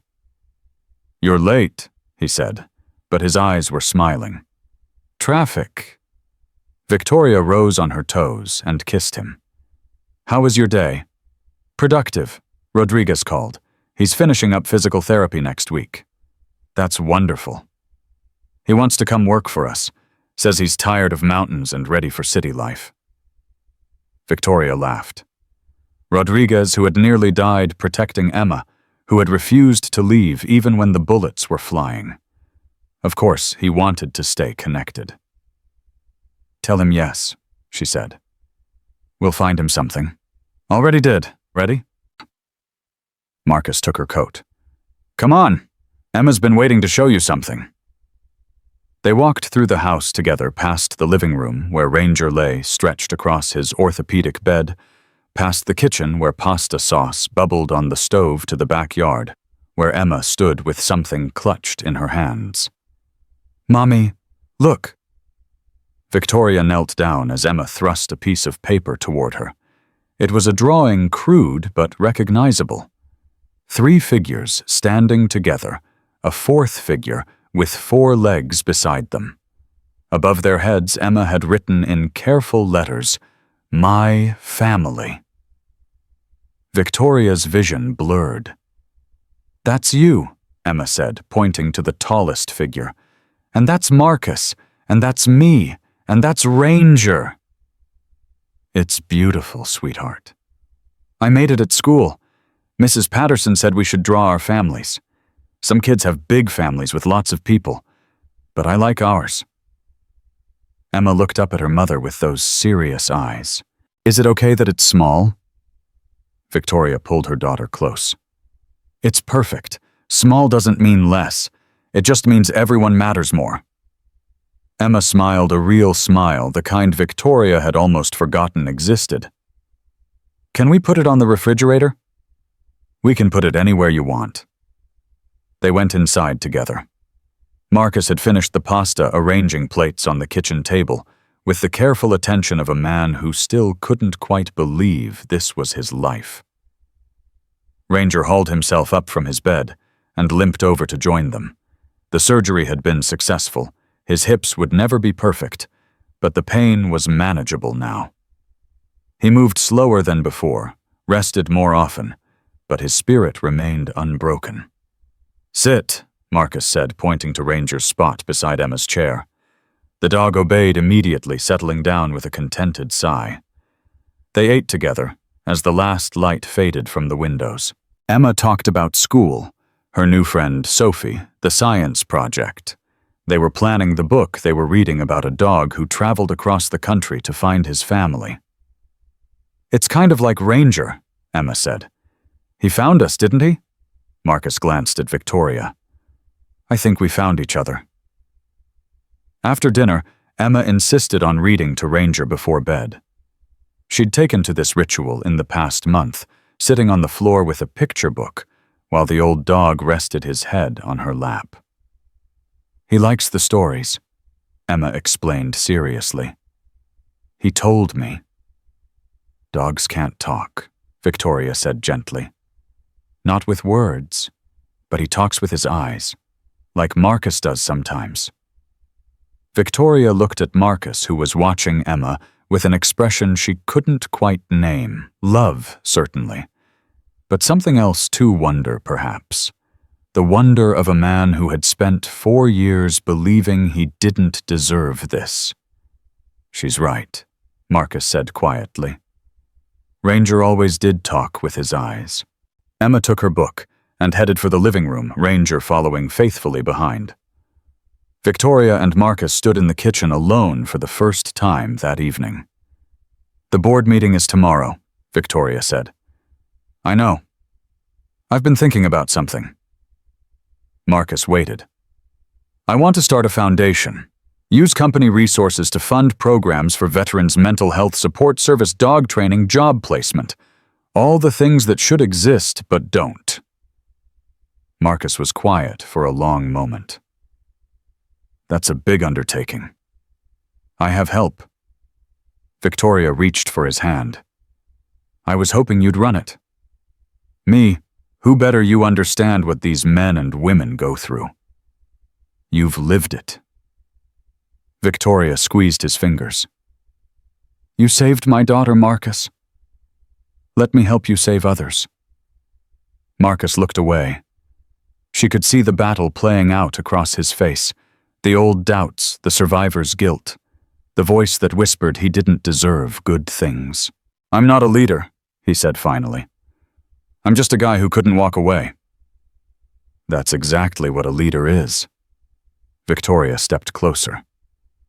Someone who sees a problem and refuses to pretend it doesn't exist. Someone who acts when everyone else is frozen.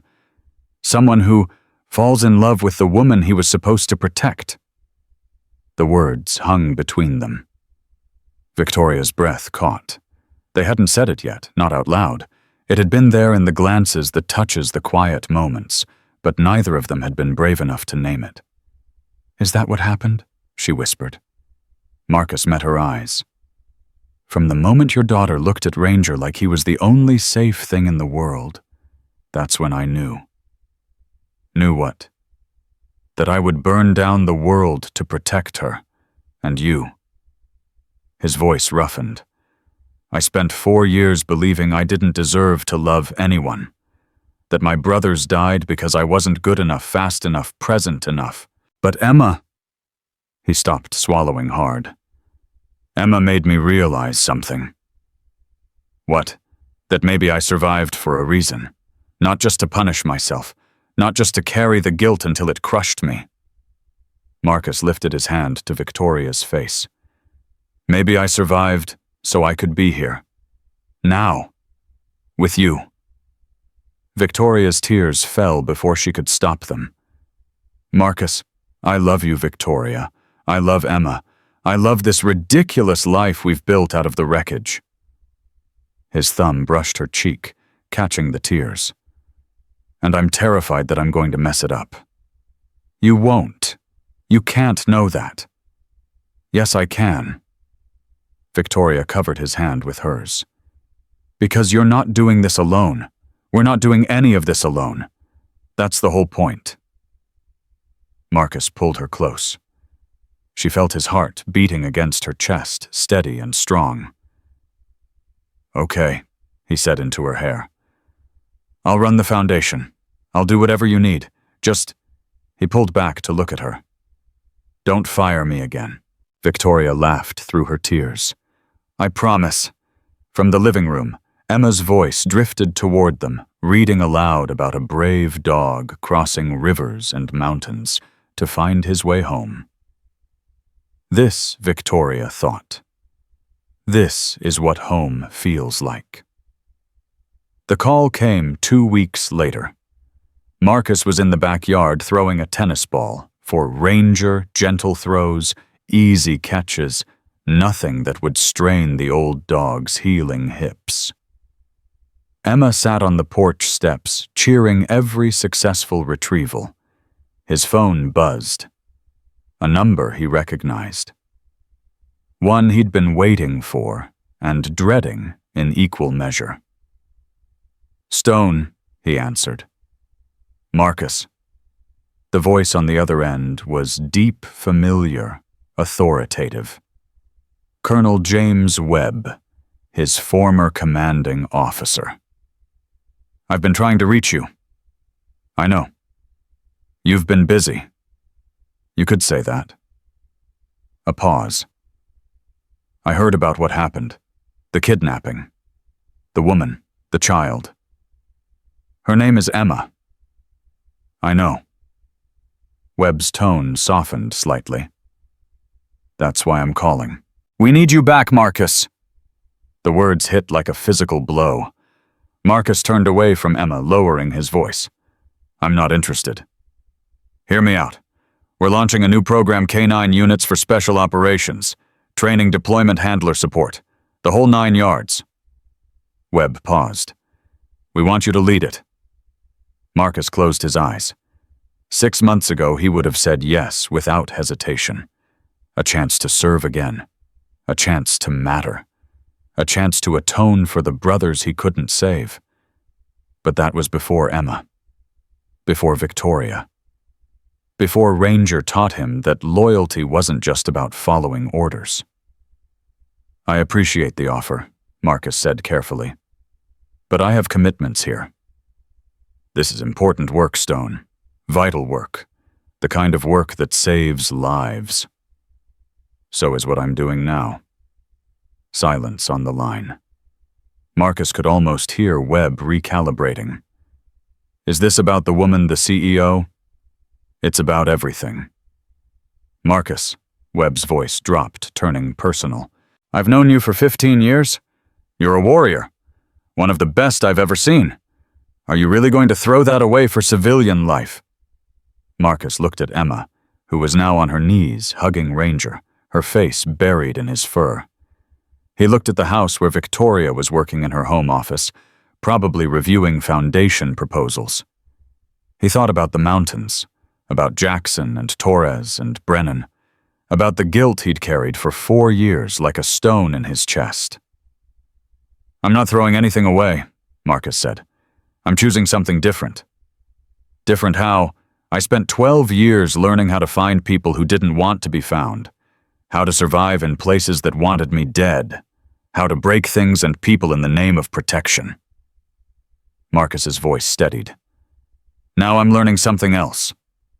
"What?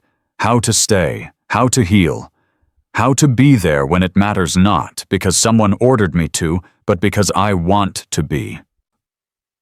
Webb was quiet for a long moment. "You're sure about this? I've never been more sure of anything." "The door stays open, Stone. If you change your mind." "I won't." The call ended. Marcus stood there for a moment, phone in hand, feeling the weight of the choice he'd just made. Then Emma's voice cut through his thoughts. "Marcus, Ranger wants you to throw the ball again." He turned to see her grinning the dog beside her, with the ball in his mouth tail wagging hopefully. "Coming," Marcus called. He walked back to them, leaving the phone and everything it represented behind. The foundation launch took place on a Saturday in October. Victoria had wanted something small, private. Marcus had agreed. What they hadn't anticipated was how many people would show up anyway. Rodriguez came, his arm still in a sling, but his eyes bright. Sarah Mitchell from the hospital brought her husband and 2 sons. The detective who'd initially dismissed Victoria's concerns about Derek showed up with flowers and an apology. Even Colonel Webb made an appearance watching from the back with an expression Marcus couldn't read. But it was Emma who stole the show. Victoria had asked her to say a few words. Nothing formal, just a child's perspective. Emma had agreed immediately. She stood at the podium, Ranger beside her, and looked out at the crowd with the serious confidence of someone far older than 7. "My mom asked me to talk about heroes," Emma began. "I used to think heroes were like, in movies, people with capes who fly and fight bad guys." The audience smiled. "But then I met Marcus and Ranger, and I learned that real heroes don't wear capes." Emma's voice strengthened. "Real heroes wear old jackets and walk with dogs who limp. Real heroes show up even when they're tired and scared. Real heroes don't leave." Victoria felt tears streaming down her face. Beside her, Marcus had gone very still. "Marcus saved my life," Emma continued. "But that's not why he's my hero. He's my hero because he stayed. When everyone else gave up on him, when he had every reason to walk away, he stayed." She looked directly at Marcus. "And that's what this foundation is about. It's about staying. It's about being there for people who need someone to believe in them." She paused, and in that pause the entire room held its breath.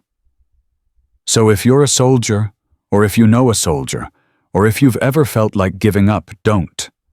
Because somewhere out there, there's a Ranger waiting for you. There's a Marcus who won't leave, There's a family you haven't found yet." Emma smiled, and it was like watching the sun break through clouds. "You just have to be brave enough to let them in." The applause was deafening. Later that night, after the guests had gone, and Emma had fallen asleep with Ranger at the foot of her bed, Victoria found Marcus on the back porch, staring at the stars.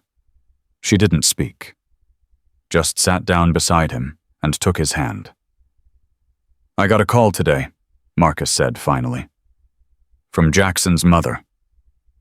Victoria's heart clenched.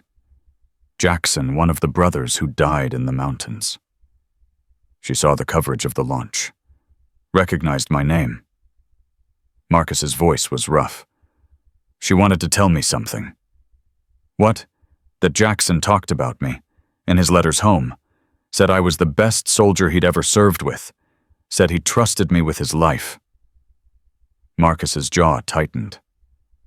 "She wanted me to know that she doesn't blame me. That Jackson wouldn't have blamed me. That—" He stopped struggling. Victoria squeezed his hand. "That I should stop blaming myself," Marcus finished. "She said Jackson would have wanted me to be happy. To live." "She's right." "I know." Marcus turned to look at her. "That's the thing. For the first time in 4 years, I actually believe it." Victoria reached up and touched his face. "You deserve this, Marcus. You deserve love and family and peace, not because you earned it through suffering, but because everyone deserves it. Everyone. Even people who've done terrible things, especially them." Victoria moved closer. "The world is full of darkness. The only way to fight it is with light. And you—" She pressed her forehead against his. "You are the brightest light I've ever known." Marcus made a sound that might have been a laugh or a sob. "I love you," he said. "I love you too."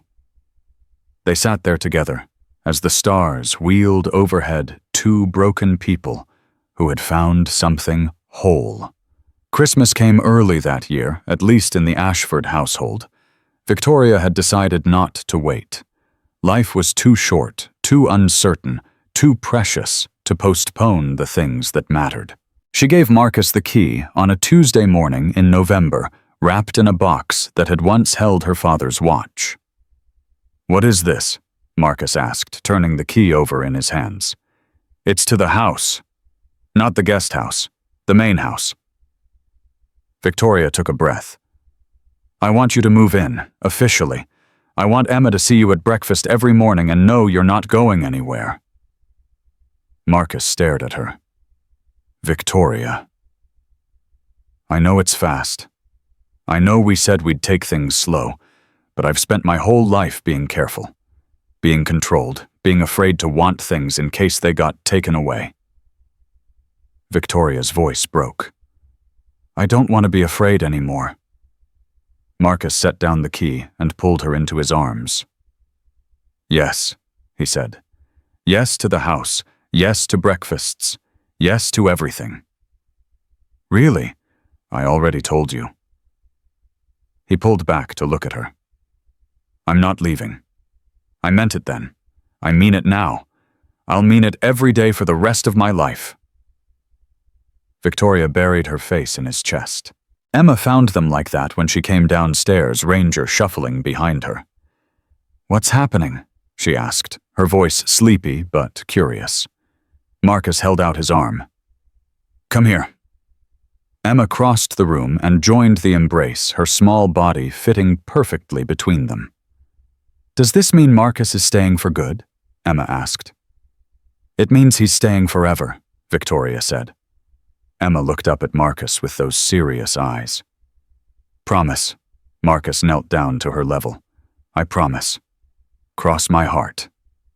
"Cross your heart isn't enough." Emma considered. "You have to promise on Ranger." Marcus smiled. "I promise on Ranger. On every dog I've ever loved. On everything that matters." He took her hand. "I will never leave you, Emma.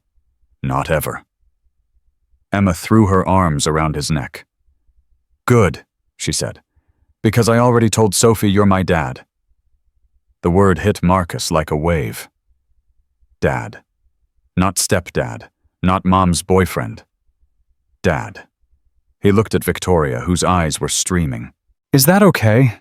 Emma asked, suddenly uncertain. "I know you're not really my dad, but you feel like my dad, and Ranger feels like my dog, and this feels like my family, and—" "It's more than okay," Marcus managed. "It's everything." They stood there in the kitchen, the four of them, as morning light filled the windows. A man who had lost everything had found a reason to live. A woman who trusted no one had learned to let someone in. A child who feared the world had discovered that safety existed not in walls or control, but in the people who refused to leave. And an old dog who had served his country saved a child and nearly died in a mountain cabin lay at their feet, his tail wagging gently, his work finally done. 6 months later, a man in uniform came to the house. Not Colonel Webb this time. Someone younger, a captain with kind eyes and a folder in his hands. "Mr. Stone," he extended his hand. "Captain Peters, I'm with the Pentagon's K-9 recognition program." Marcus shook his hand, confused. "What can I do for you?" "Actually, sir, we're here to do something for you, for Ranger specifically." Captain Peters opened the folder. "Based on his service record, his actions in Afghanistan, and—" He glanced at Victoria and Emma, who had appeared in the hallway. "His more recent heroics, Ranger has been selected to receive the K-9 Medal of Honor." Marcus's throat tightened. "I didn't know there was such a thing." "It's relatively new. Recognizes military dogs who have demonstrated exceptional courage in service to their handlers and their country." Captain Peters smiled. "The ceremony is next month in Washington.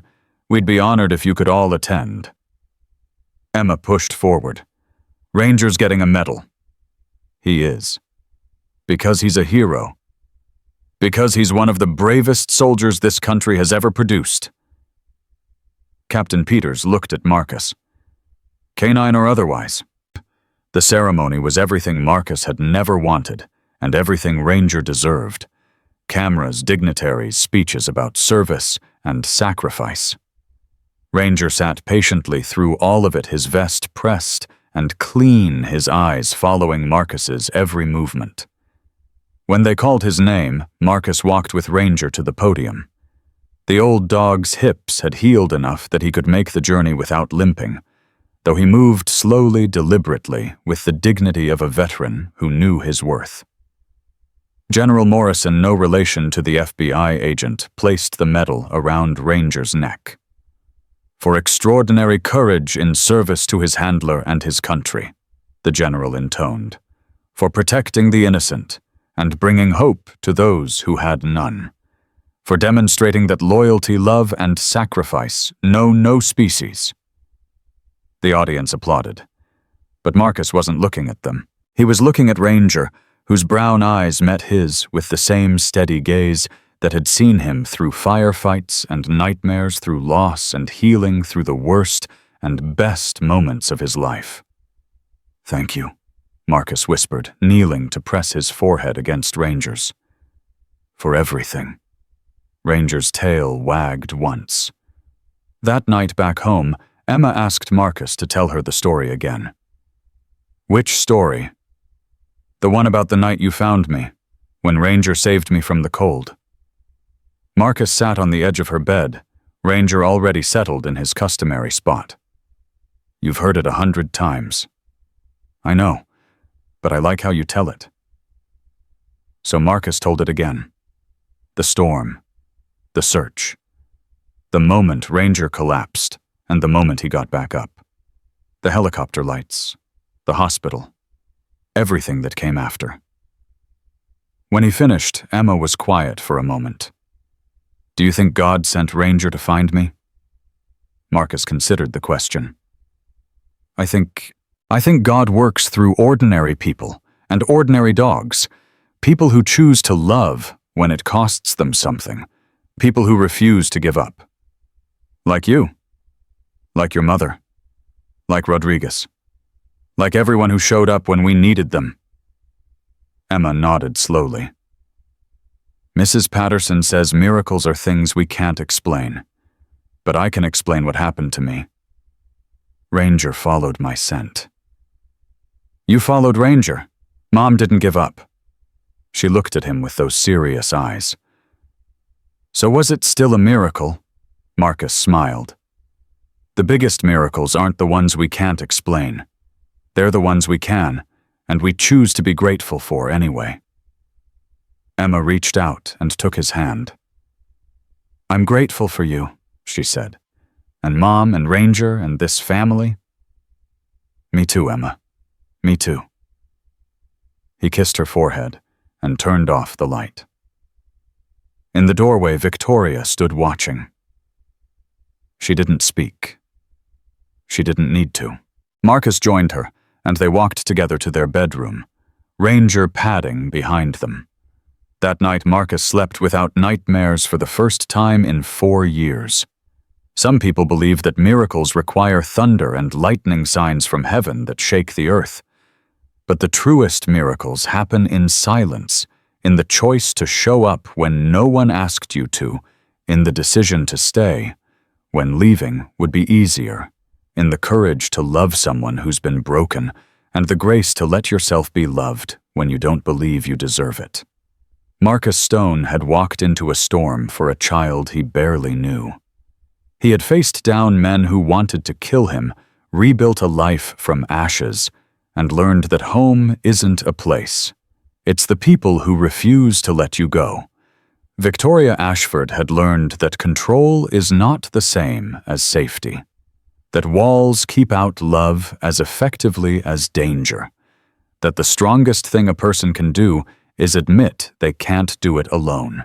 Emma had learned that shadows can be faced, that fear can be overcome, that family isn't about blood, it's about choice.